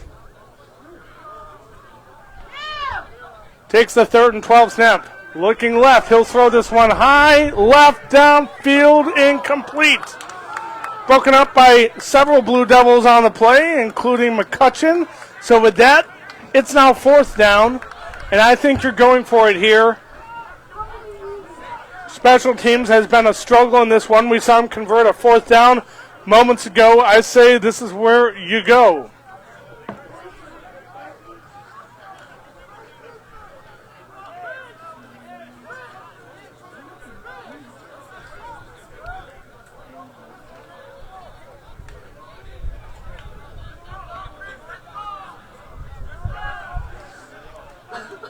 All right, 4th down. Despaquan's out on the field. McLemore to his right. Fenn to his left. Twins left. They put the slot receiver in motion left to right. It's Pike. Takes the snap. Looking to throw this one. Incomplete. Hits the turf and nothing doing. So with that, it's going to be turnover on downs with $1:51 left to go in this first half, and we'll see if the Blue Devils try to go ahead and add on some more points, as it will be Colonials' ball to start out the second half. Remind our viewers, coming up at halftime, you'll hear the sounds of the Buffalo Bills Draft House podcast. Buffalo Bills in the NFL, of course, released the schedule last Wednesday, so myself and Alex Jones of the Northeastern Football Alliance, longtime co-host on this podcast, you'll hear our thoughts on some of the games from the Bills' upcoming schedule here in 2024. We're here in South Buffalo tonight, where it is 6-0, the Blue Devils on top, and they'll look to try to add some points before we reach halftime. They'll go ahead and break the huddle. 1st and 10 coming up here. Chris Howland Jr. in that offense back out and on the field. Darius Connor will be the back as he'll go pistol formation. They put a slot receiver in motion left to right. Connor is going to get the carry up to the 40-yard line. And maybe gets a yard to about the 43. Line of scrimmage was about 42, so about a 1-yard pickup. Brings up 2nd and 9. Clock will roll here. Inside $1:40 left to go in the first half.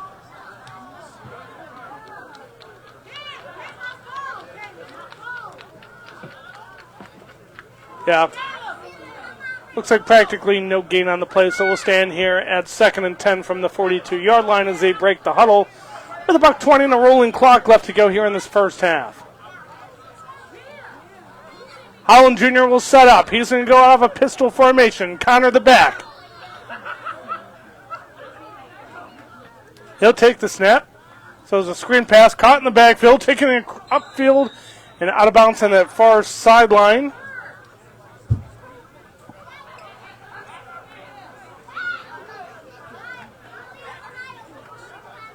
Looks like Monty Johnson on that screen pass, so clock is stopped here with 59 seconds left to play in the first half, and a big third down coming up. Third and about 8 to the sticks. They have to get to the 49-yard line of the Colonials. Howland Jr. will set up here.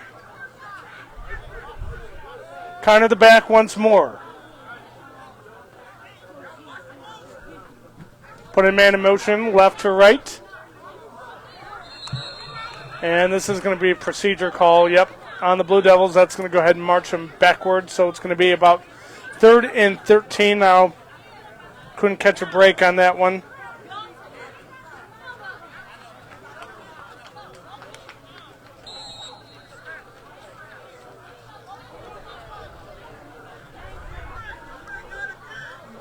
All right, so we have about a minute left until we reach halftime. A lot of work here for Howland Jr. and company on 3rd and long. About 3rd and 13, like I said, they have to get down to the Charlotte Colonial 49.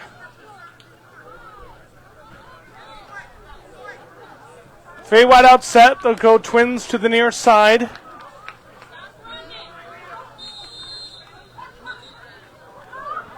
We do have a whistle come in. And a false start on the Blue Devils is going to back them up an additional 5 yards. 3rd and 18 is going to be 3rd and 13 is now 3rd and 18. So, yep, they're getting backed up here just a little bit.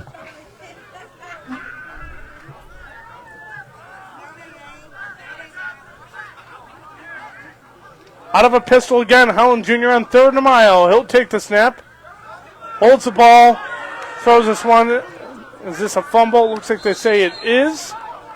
Nope, they called it incomplete pass, as they should. So the pass goes incomplete. Takes up about 5 seconds of clock. With that, it's going to be now 4th and 18. And I would expect them to go ahead and punt this football away.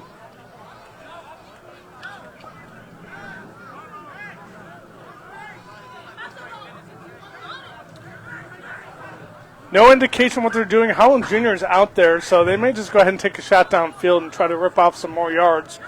Right now, Colonial offense is not challenging them at all. And they say timeout by the Blue Devils. If I'm not mistaken, I thought they called 3, but maybe I'll watch some Sesame Street during halftime, brush up on my counting. Take a break, come back here. It's 4th down coming up for the Blue Devils. You're home for Blue Devil Football, Our Street Media, and OurStreetMedia.com. It'd be great if life came with a remote control. You know, you could hit pause when you needed to, or hit rewind, like that time you knocked down that wasp's nest. Uh-oh. Well, life doesn't always give you time to change the outcome, but prediabetes does. With early diagnosis and a few healthy changes, you can stop prediabetes before it leads to type 2 diabetes. To learn your risk, take the 1-minute test today at doihaveprediabetes.org. Brought to you by the Ad Council and its prediabetes awareness partners. This is East Coast Blue Devils football on Our Street Media.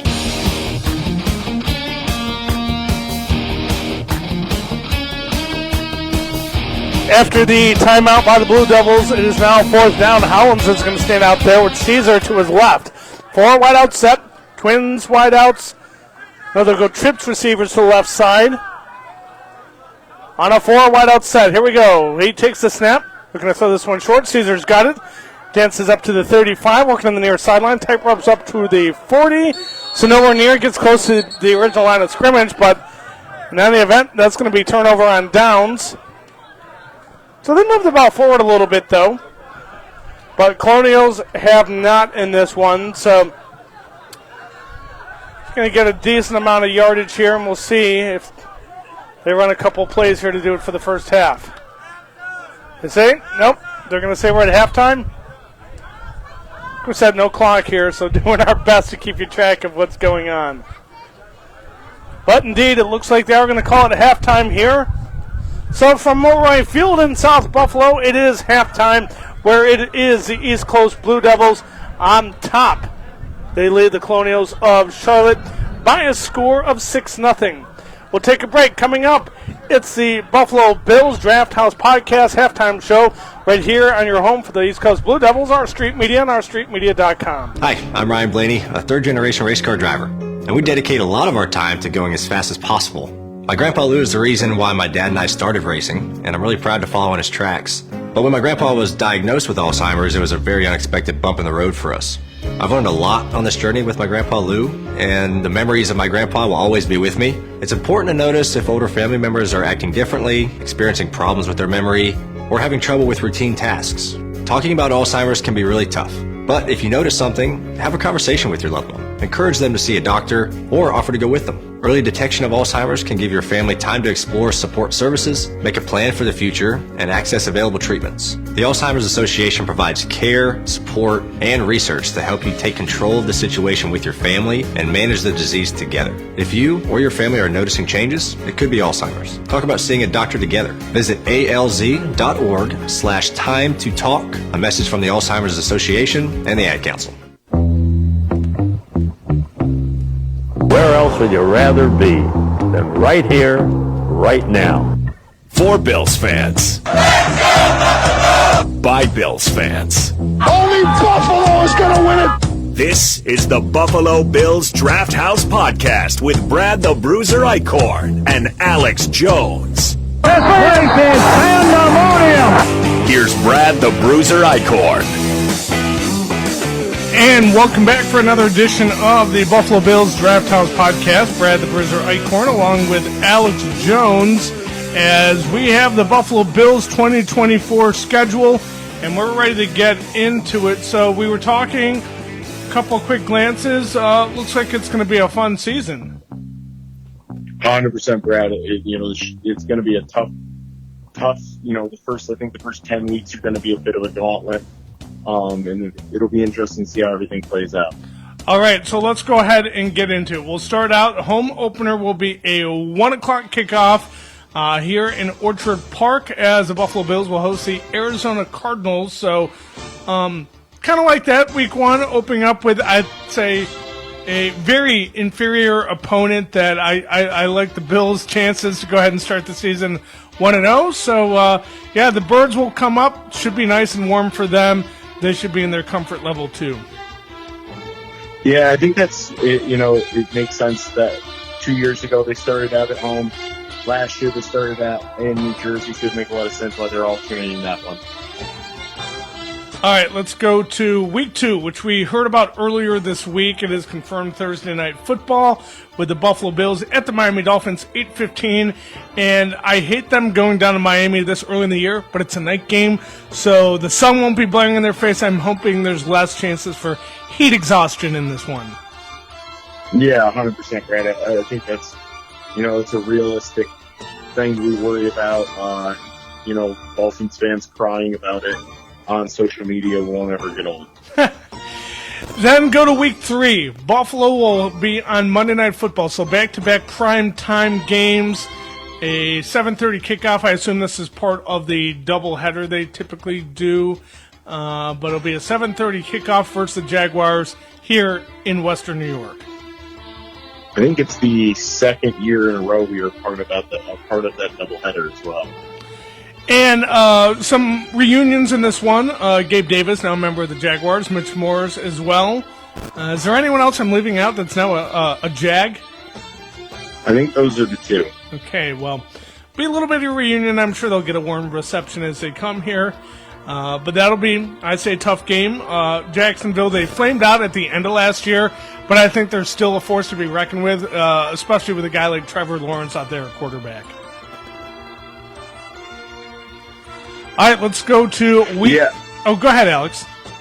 No, I completely agree with that. I think, it's a tough opponent with Trevor Lawrence, although they seem to flame out at the end of the year. Still an incredibly good squad. All right, and then 3 primetime games in a row coming up. Sunday Night Football versus the Baltimore Ravens. That should be a really good Sunday night matchup. Yeah, I completely agree. It's going to be, those Sunday night matchups are a big one. So,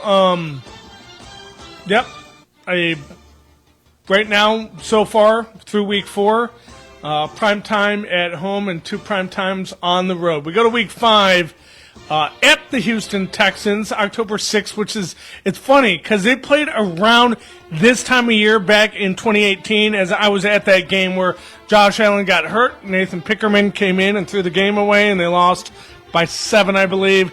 So, yeah, not a bad time to go down to East Texas and take on the Texans. And the big storyline there being the reunion of Allen and Diggs. And I would expect them to have a full embrace, if not during or talking after the game at least. But, you can't have done as much you did, have a reunion like that, and not hug it out. Yeah, 100%. I think that'll be the case, or maybe it'll be more intense than we thought it was. And, both of them coming with a chip on their shoulder into that game. All right, let's go to Week 6, back on prime time after a week off in Week 5. October 14th, they take on the New York Jets on Monday Night Football like they did last year. This time, like I said, October 14th, so that's their Week 6 matchup. And Buffalo has dropped at least their last 2 in the Meadowlands, so I hope this is the year they break that streak and on Monday night. Yeah, couldn't agree more, Brad. Let's move ahead. Week 7. The Bills will take on the Tennessee Titans. That is a 1 o'clock kickoff right here in Western New York. Tennessee should be interesting. They bring on, I believe it's Brian Callahan is their new coach, which is funny because when I was a grad student at University of Nebraska and he was the head coach, I knew people that were friends with him. Like, oh, yeah, I played lacrosse with him. And now he's the head coach in the NFL for the Titans. So his Titans will come to town, take on the Bills on October 20th. Yeah, and I think that one's going to be a little bit of a, I don't want to say an easier one, Brad, but definitely a matchup that the Bills can take advantage of. Yeah, and I think it has potential to be an easier game, but we'll see at that point in the year. Things may change. All right, let's go right before Halloween, October 27th and Week 8. They will be heading to Seattle to take on the Hawks. That being, of course, out west is going to be a late kickoff game, 4:05 on that one. That'll be on Fox. Okay? Yeah, that'll be, I always like a nice Fox crew game. The Fox broadcasting crew is something if you listen to this podcast regularly, Brad and I talk about quite a bit. I think the Fox crews do a really good job, honestly. See, I like the announcing better than the production. I think their production is lacking compared to CBS, but it's nice to have different announcers for a different take. I like sometimes, too, the different look. I feel like Fox goes with a more simplistic approach to their scoreboard and things like that. Mm-hmm. And so, I kind of like that a little bit more of a simplistic approach to their broadcast.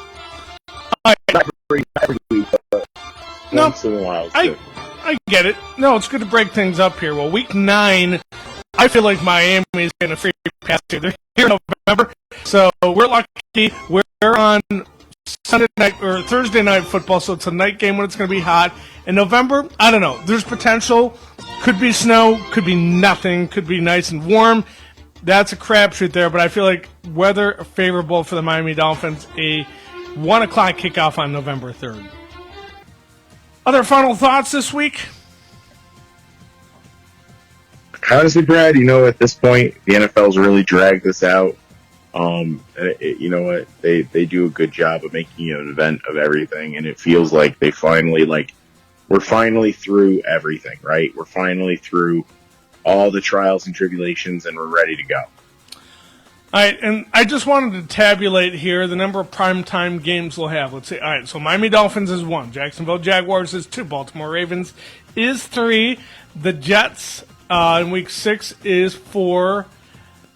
And then I believe the Niners has the last one. And that's pretty much what you're typically maxing out with. I haven't had a chance to look at over anyone's schedule. I'll be dissecting all that. But, do you remember the days where we get the schedule and it was just all 1 o'clock kickoffs? What a treat and what a time to be a Buffalo Bills fan that we have 5 primetime games, a lot of late afternoon games. I'm pumped up. I am, but I miss the 1 o'clocks, While at the same time, I've started to love the primetime games simply because now you can sit back and just hang out and watch Red Zone, watch whatever you want to do, you know. Yes. If you have something you need to do during the day, you're not like, oh, I got to watch on my phone. You can kind of pay a little less attention to those midday games. This is true. So, yeah, I think based on the schedule, I think Western New York and Bills Mafia can have a pretty productive fall, get stuff done, watch their team late afternoon and the night. Some 1 o'clock kickoffs, of course, but I don't know. I like the way the schedule looks so far. I'm on board. Yeah, me too. Completely agree, Brad. All right, well, that's going to do it for this edition of the Buffalo Bills Draft House podcast. We remind you to follow us across our social media platforms at Buffalo DHS, at TW Callahan DHS, at Bills Bruiser. You can find us on Facebook.com/Buffalo Bills Draft House and DraftHouseSports.com. For Alex Jones, I'm Brad the Bruiser Eichkorn. Go Bills. This is East Coast Blue Devils football on R Street Media.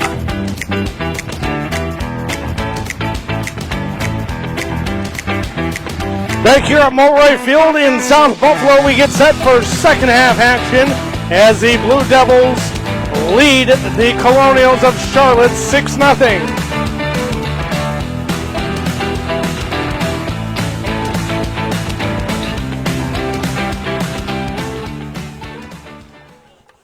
All right, so we get set here to start out second half action. Looks like Patrick Young once again will kick this ball off. Squibbed it last time out after the touchdown score.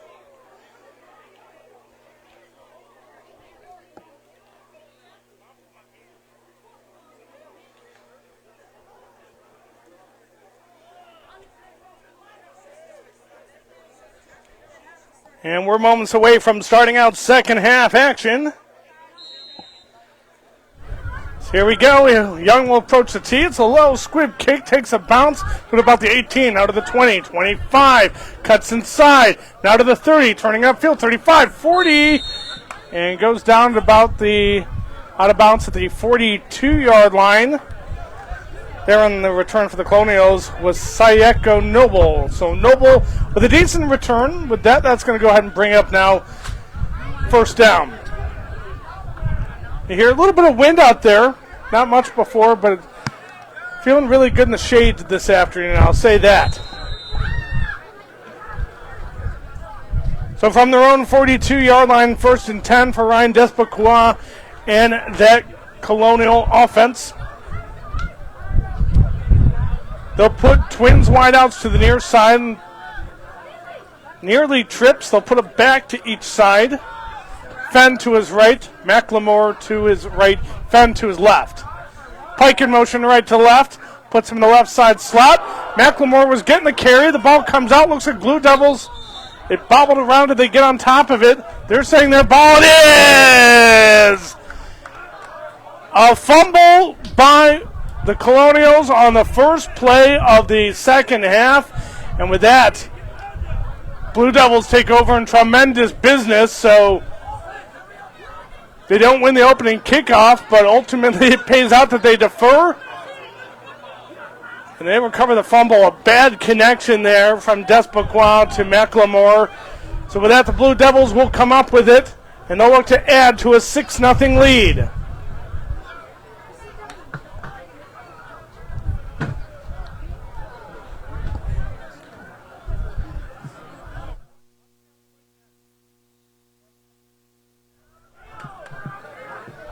Here we go. Clock is rolling, and it's 1st and 10 coming up here for the Blue Devils. After they recover the Colonial fumble, they'll have it on the 40-yard line in Colonial territory. Caesar will be the back. He'll go to the left here of the quarterback, Holland Jr. Trips receivers right side of the formation on a 4 wideout set. Possible blitz coming as they throw right on the screen pass. Try to move this one upfield. Dancing away. And a nice little catch and run there by Austin Neal on that far sideline. Looks like he crosses the 40 as the clock will continue to roll. And they'll say gain of 5. To the 35 he goes. Just over 12 minutes left to go here in this third quarter, where it's a 6-0 lead for the Blue Devils. Pitter patter, they get at her here on 2nd down and 5.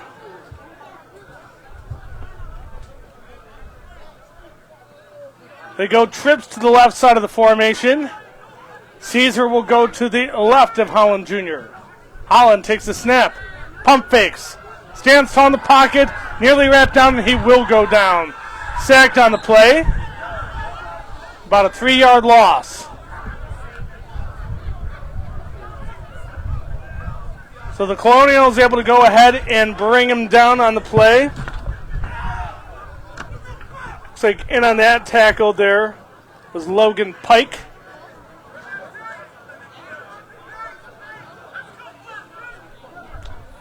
So now it's 3rd and 8 after the sack. So Rosemore comes into the formation. Yate brings this play. They'll set up and get ready to go.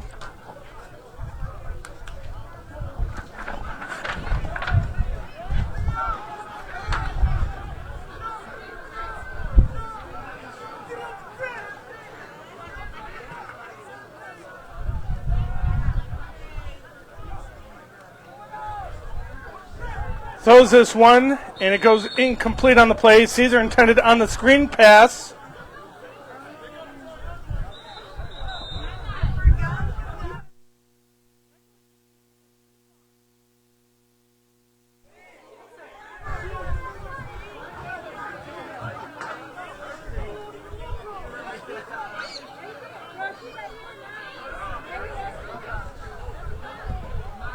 It looks like it was a penalty offside, so a free play will equal free yardage and makes it 3rd and a lot more manageable as the clock will roll.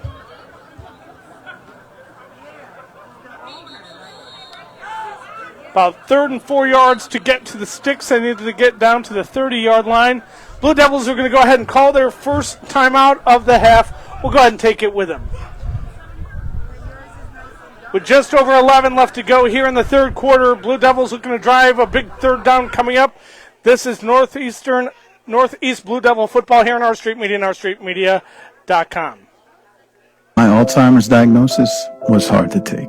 But early detection allowed us to take control of the situation together. Talk to your family about seeing a doctor. Go to alz.org/time to talk. A message from the Alzheimer's Association and the Ad Council. Life had a remote control. You could pause or rewind.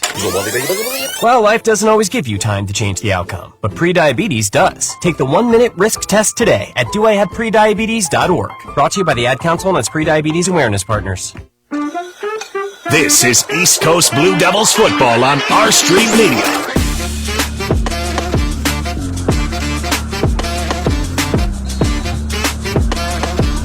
Just over 11 minutes left to go and a big 3rd down coming up here for the Blue Devils. 3rd and 4 yards to get to the sticks at the 34-yard line of the Colonials. It looks like they're going to substitute at quarterback. Antonio Speed Jr. out there, maybe a little bit of wildcat. Caesar to his left. Speed Jr. drops back in the pocket, looking to roll left, and he's going to go down, sacked on the play. Nothing doing. They got to him in the backfield. And he was taken down on that one by Anthony Bostic. So with that, a sack will bring up 4th down. We'll see if they decide to go for it. They had a 3rd and 4. And they lost a lot of yardage there. 3rd and 4 now. It's 4th and 13. A loss of 9 on that sack. Just held the ball too long, and pressure came and finally got to him. So I feel like both defensive lines in this one are winning the battle in the trenches.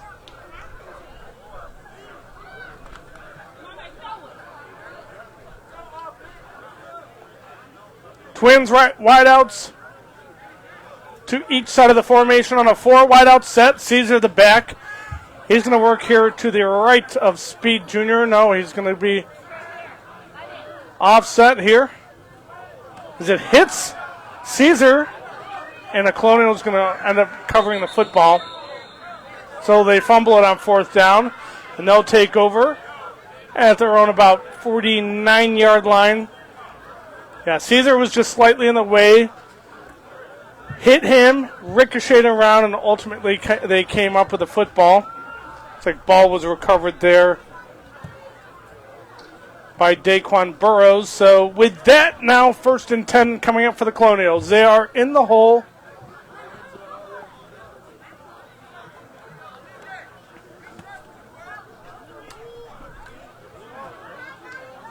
First down, as they'll go ahead and start the clock now. Inside 10 minutes left to go here in the third quarter. 6-0. Colonials looking for an equalizer on this drive and then some. 2-back set to each side out of a gun. Here's Despequa. Twins left. They put Pike in motion to right to left. Delays a handoff. And we have a whistle come in. It's not going to count. Offsides on the defense is the call. Looks like that was on Dolphin Carson. So Carson flagged on that one. That's going to march him forward 5 yards and in to Blue Devil territory.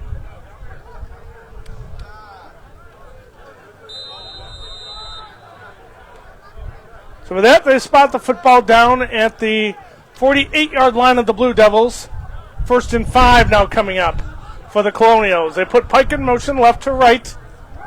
Hand off inside. Nope, quarterback keeper trying to turn this one upfield. It goes down about the 45-yard line. It was actually Jakir Moore with a ball carrier on that one, so Moore picks up a couple.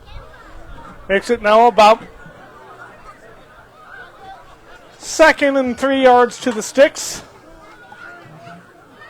A little bit of a gain on that one, so we'll see what they can do here. Clock rolling. Now inside 9 minutes left to go in this third quarter. 6-0 Blue Devils on top of this one. A back to each side. Despequa will get set as they put Pike in motion left to right. Takes the snap. McLemore gets a carry, shakes and bakes, and he's going to be wrapped up by 2 Blue Devils in the backfield for a loss on the play. Leading the charge there, Khalil Somerville. So with that, a big-time loss on that one. Makes it third and a little more difficult. They didn't lose a ton of yards, but still makes it just a little bit tougher. Backs them up to now about 3rd and 5 as they have it now at the Blue Devil 47-yard line. They've only picked up 1 first down in the first half. Looking for another one to keep this drive rolling. Fenn to the left of Despequa. McLemore to his right. Takes the snap. Quarterback keeper looking to take this one left to right. And taking it upfield there was Jakir Moore, who they look to put under center now. Kind of a little more wildcat, but keeps the ball himself and picks up enough for a first down. So Colonials will be set up. Second first down of the ball game. Clock will roll here. Just over 7.5 left to go in this third quarter.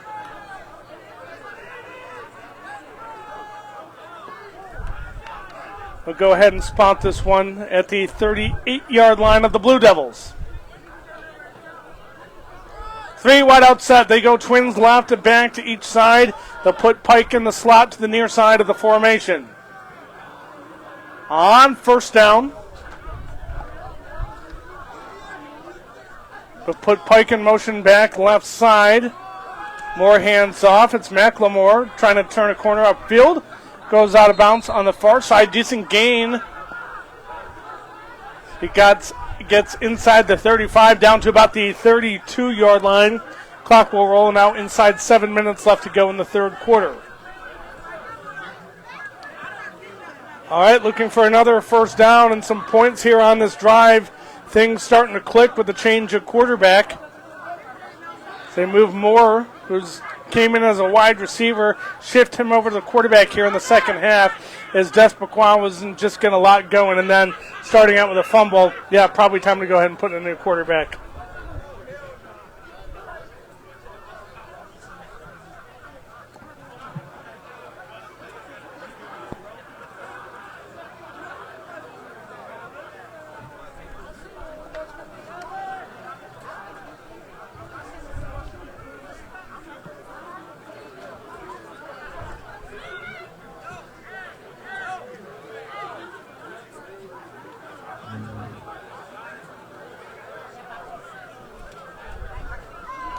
All right, second down coming up for the Colonials down at the 31-yard line. 2nd and 3.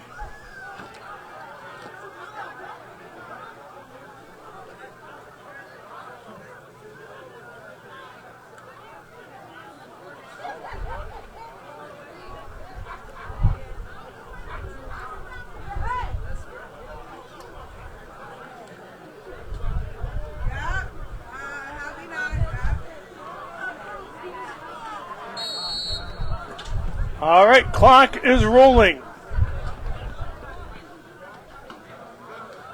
It looks like they said it's a free play, so I guess 1st and 3. It still says first down on that far side of the field. Till it says second, we'll go with it. There we go, 2nd and 3, we go. 3 wide out set, Twins left, Pike in motion left to right. Moore's going to hand off. This one goes to Fenn, who's going to be wrapped in the backfield for a loss on the play. Dropped in the backfield by Daryl Sanders. So Sanders will take him down as the clock will roll now. Inside 5 minutes left to go in the third quarter, and it's another third down coming up here for the Colonials. So about 5 yards to get to the sticks. Blue Devils looking for another stop. Their defense has been stout, pitching a shutout thus far.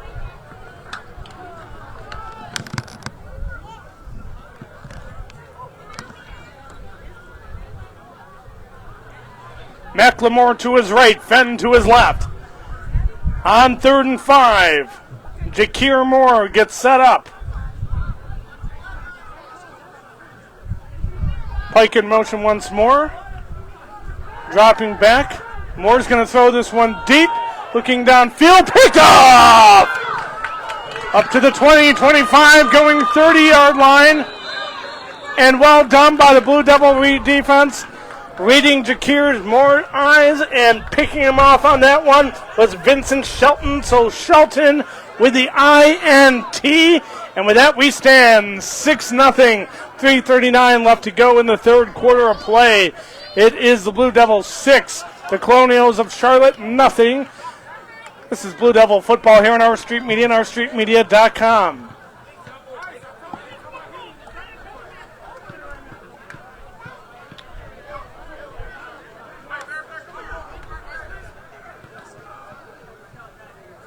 So say he went down right there at the 30-yard line, so that's where they'll take over 1st and 10.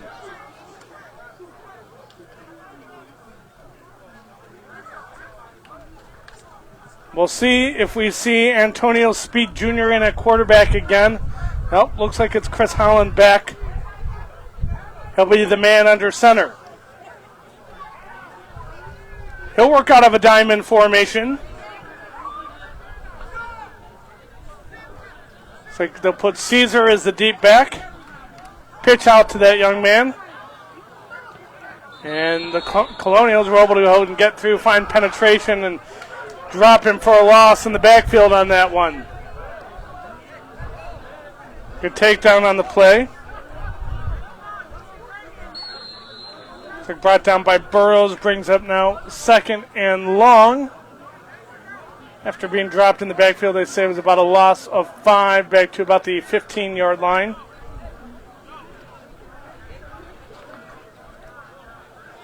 Just about 2.5 minutes with a rolling clock left to go here.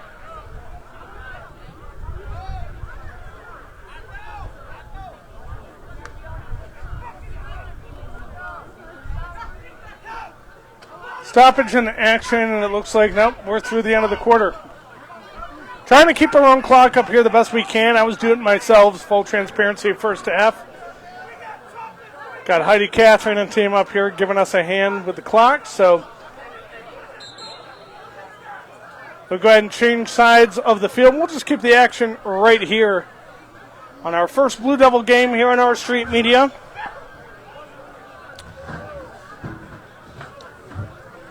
A big reminder to go ahead and check out OurStreetMedia.com for our broadcast schedule coming up. Now, if you're a Blue Devil fan, I assume you are watching today's broadcast. We'll be scheduling more games as it comes up for them. But our main allegiance here is the Northeastern Football Alliance. A lot of Lockport games, a lot of Genesee games. But happy to cover whoever we can here, and so happy to be here in South Buffalo covering the Blue Devils tonight. But they have a 6-0 lead. They'll be back at home here next week taking on the Syracuse Strong. As for us, we'll be back on the mic here June 1st as the Lockport Wildcats coming to Pembroke to take on the Genesee County Spartans. That coming up June 1st. Details on our website at ourstreetmedia.com.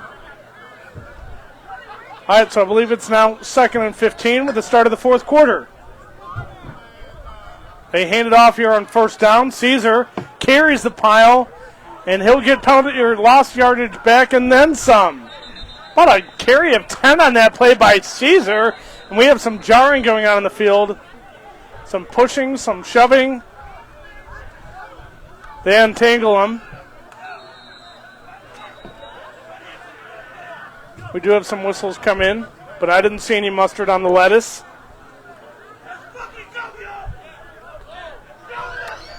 Nothing as of yet.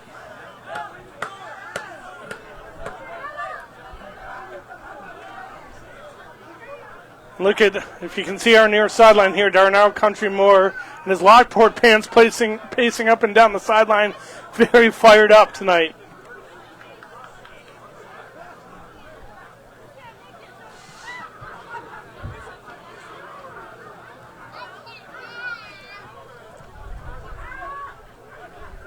So Caesar with a big run. I believe it should be third down. About 3rd and 5 yards to get to the sticks.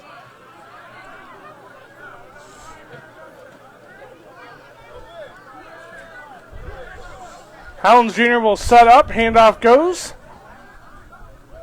Trying to turn the corner. Got some yardage, but not enough to pick up a first down.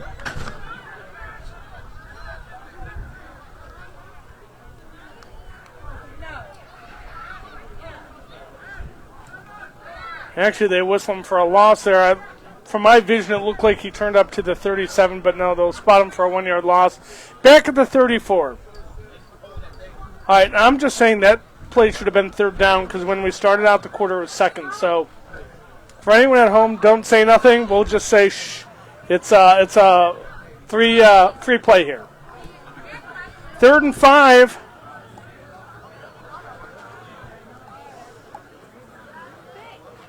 Howlands Jr. will set up out of a diamond. Handoff goes. Trying to bust through there. Looks like that was Connor on that carry, and he's close to a first down. I think he may have it. Up to about the 30-yard line. That should be enough. Still some more pushing and shoving this time on that Colonial sideline on the far side of the field.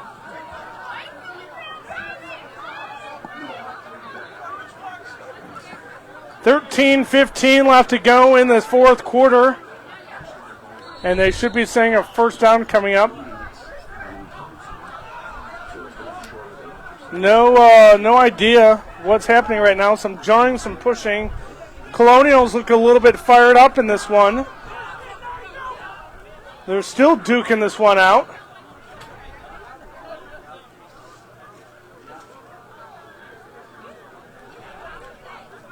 So trying to sort it out here. I think they finally figured out, hey, that was fourth down, but that play should count. He picked it up. Yeah, first down, indeed. So the sticks will move, and we'll say it was a conversion on fourth down. So they did correct it there. That wasn't just a second, third down. That was actually fourth down. They convert. 8:40 left to go here in the ball game. And it looks like a timeout is going to be called by the Colonials. We'll go ahead and take it with them. Fourth quarter action. It's getting late, and right now it is the Blue Devils on top of this one, 6-0. This is your home for the Northeastern Football Alliance, Our Street Media, and OurStreetMedia.com. Hi, I'm Danica Patrick. Watching my nieces grow, play, and learn is amazing, but not every child gets to be carefree. 1 in 6 kids in the U.S. are hungry. This breaks my heart, and it's something that Feeding America is working to change. Each year, the Feeding America network of food banks rescues billions of pounds of good food that would have gone to waste and gives it to families in need. To help, visit feedingamerica.org. Brought to you by Feeding America and the Ad Council. This is East Coast Blue Devils football on R Street Media.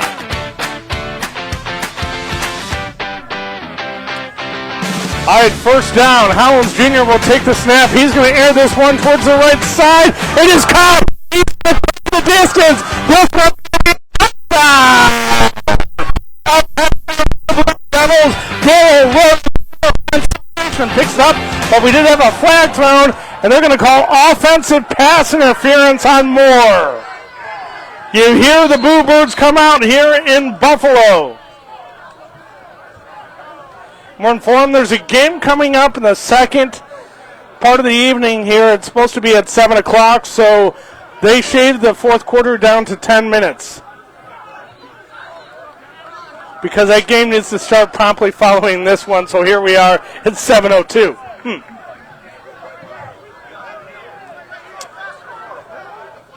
All right. Well, what would have been an awesome pitch and catch for a touchdown negated from offensive pass interference. I say Moore Jr. pushed off. So with that, it's now going to be 1st and 25 after a 15-yard pass interference penalty, or 10 yards they're going to call. 1st and 20. They'll back them up to their own 35-yard line.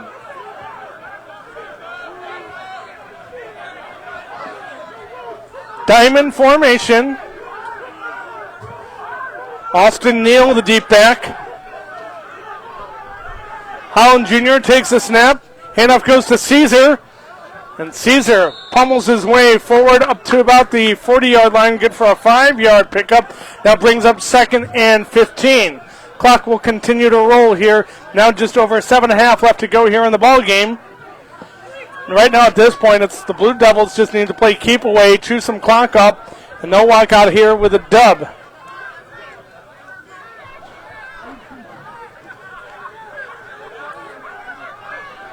So from the 40-yard line now, 2nd and 15 after the 5-yard pickup. Diamond formation once more. Neal the deep back. Holland Jr. takes the snap. Handoff goes inside to Connor. Connor carries forward for about a gain of 3. So with that now it's going to bring up a 3rd and 12, and that'll keep the clock rolling. Inside 7 minutes left to go in this fourth quarter.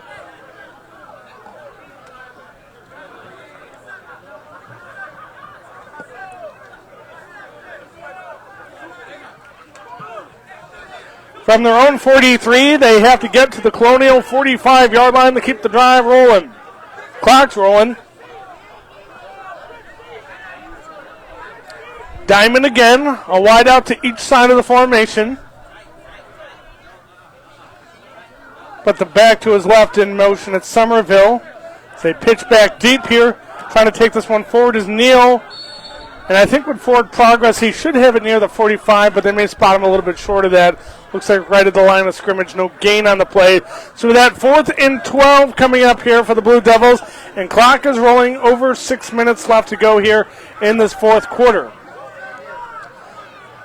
We've seen them be able to get some speed and move the ball, so we'll see if they can do it.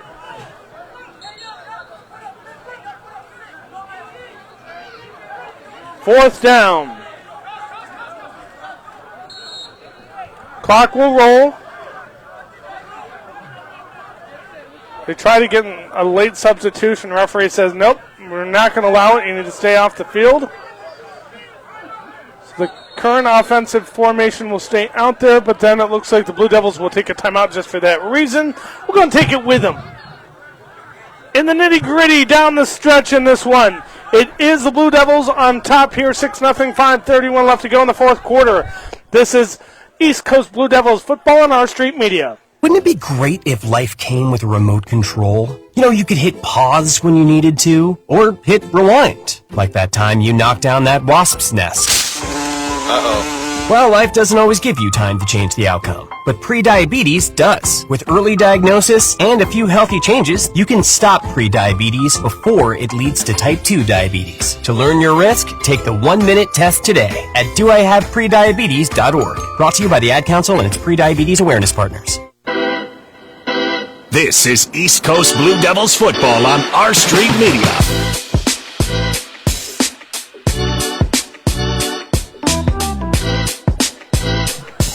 Back here in South Buffalo, 6-0 Blue Devils, and it is 4th and 12 coming up. It looks like they're going to punt this one away, but Holland Jr. is out there. He'll work out of a gun.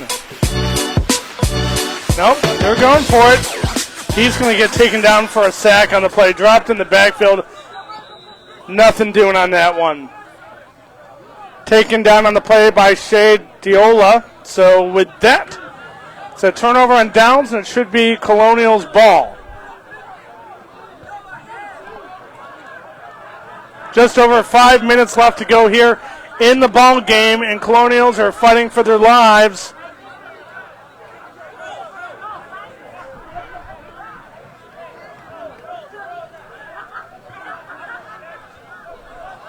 Defense getting back on the field, and they got to get set up to keep this game going. All right. 1st and 10 for the Colonials. They'll set up shop at the Blue Devil 35-yard line. Great place to have the football when you're down by 6 late in the 4th quarter. Moore out at quarterback. McLemore to his right. Fenn to his left. He'll take the snap. Here comes pressure. Throws incomplete. Nicely broken up, but we do have a flag coming late on that one.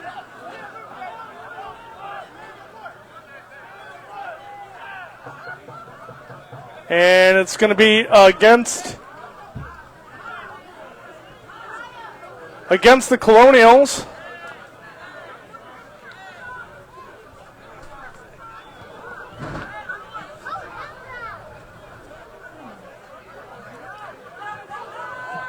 It looked like it was an illegal shift. We'll drop him back 5 yards.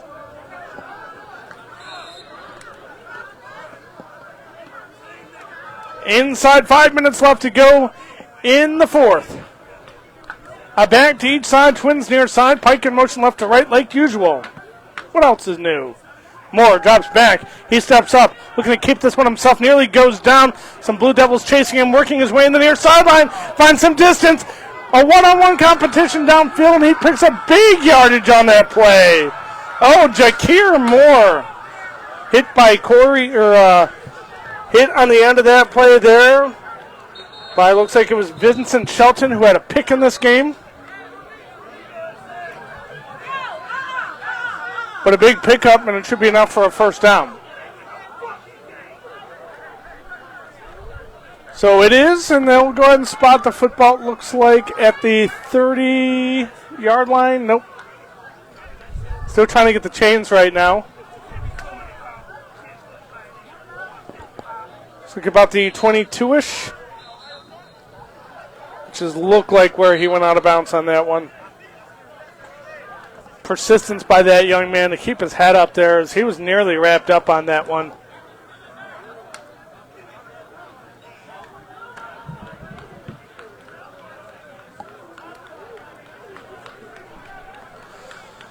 All right, so here we go. Another first down coming up here for the Colonials. In the hole by 6-0 Blue Devils on top. Defense trying to keep them out of the end zone. Fenn to his left, McLemore to his right. Moore on first down. He'll take the snap. Looking left, throws intercepted. Taken to the near side of the field, to the 40, to the 43-yard line. And that's finally where Dolphin Carson is wrapped up. The Dolphin. That was my dolphin noise there. Known as Angel Carson, he corrected me and said, hey, call me Dolphin. So Dolphin with a big INT late down the stretch here with just about 3.5 left to go in the 4th quarter, and it looks like the Blue Devils are just a couple more minutes away from claiming victory on a Saturday night in South Buffalo.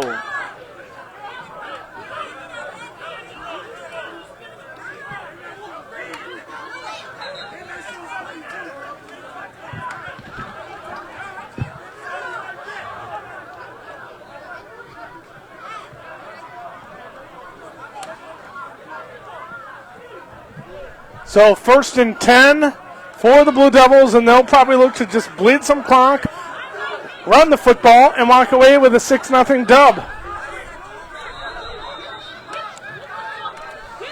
After the INT, it looks like some victory formation coming up. See the Colonials coach out on the field and having a chat with his defense right now. But a lot of jawing going on in this game. You can see it. You can see it right now. Right there at center.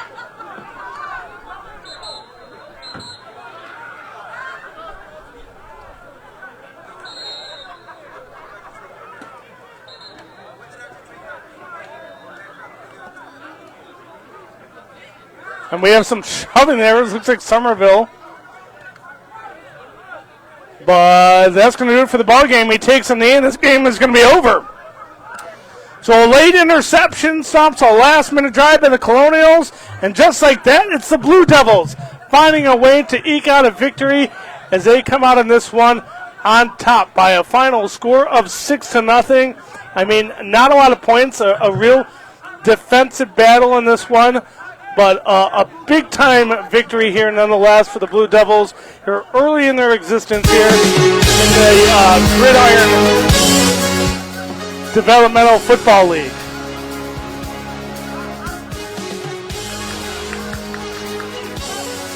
All right, well, we're going to go ahead and wrap up our broadcast here. We'd like to thank the following people for making this broadcast possible. A big thanks to East Coast Blue Devils owner Corey Williams, their head coach, Taiwan Caesar, and a big thanks to offensive coordinator Terrence Taylor and Coach Terrence Brown. Our director of video operations is Heidi Catherine. Our videographer is Peter James. Our junior producer is David Burt. This broadcast is intended for the private use of our audience, and any broadcast accounts and or descriptions of this game are strictly prohibited without prior written consent of R Street Media. Please follow us on X at R Street Media NY and at Facebook.com/R Street Media and RStreetMedia.com for broadcast information and archive content. I'm Brad the Bruiser Eichkorn. Our final score from Mulroy Park in South Buffalo, it's the East Coast Blue Devils 6, the Colonials of Charlotte 0. This has been East Coast Blue Devils football on R Street Media and RStreetMedia.com.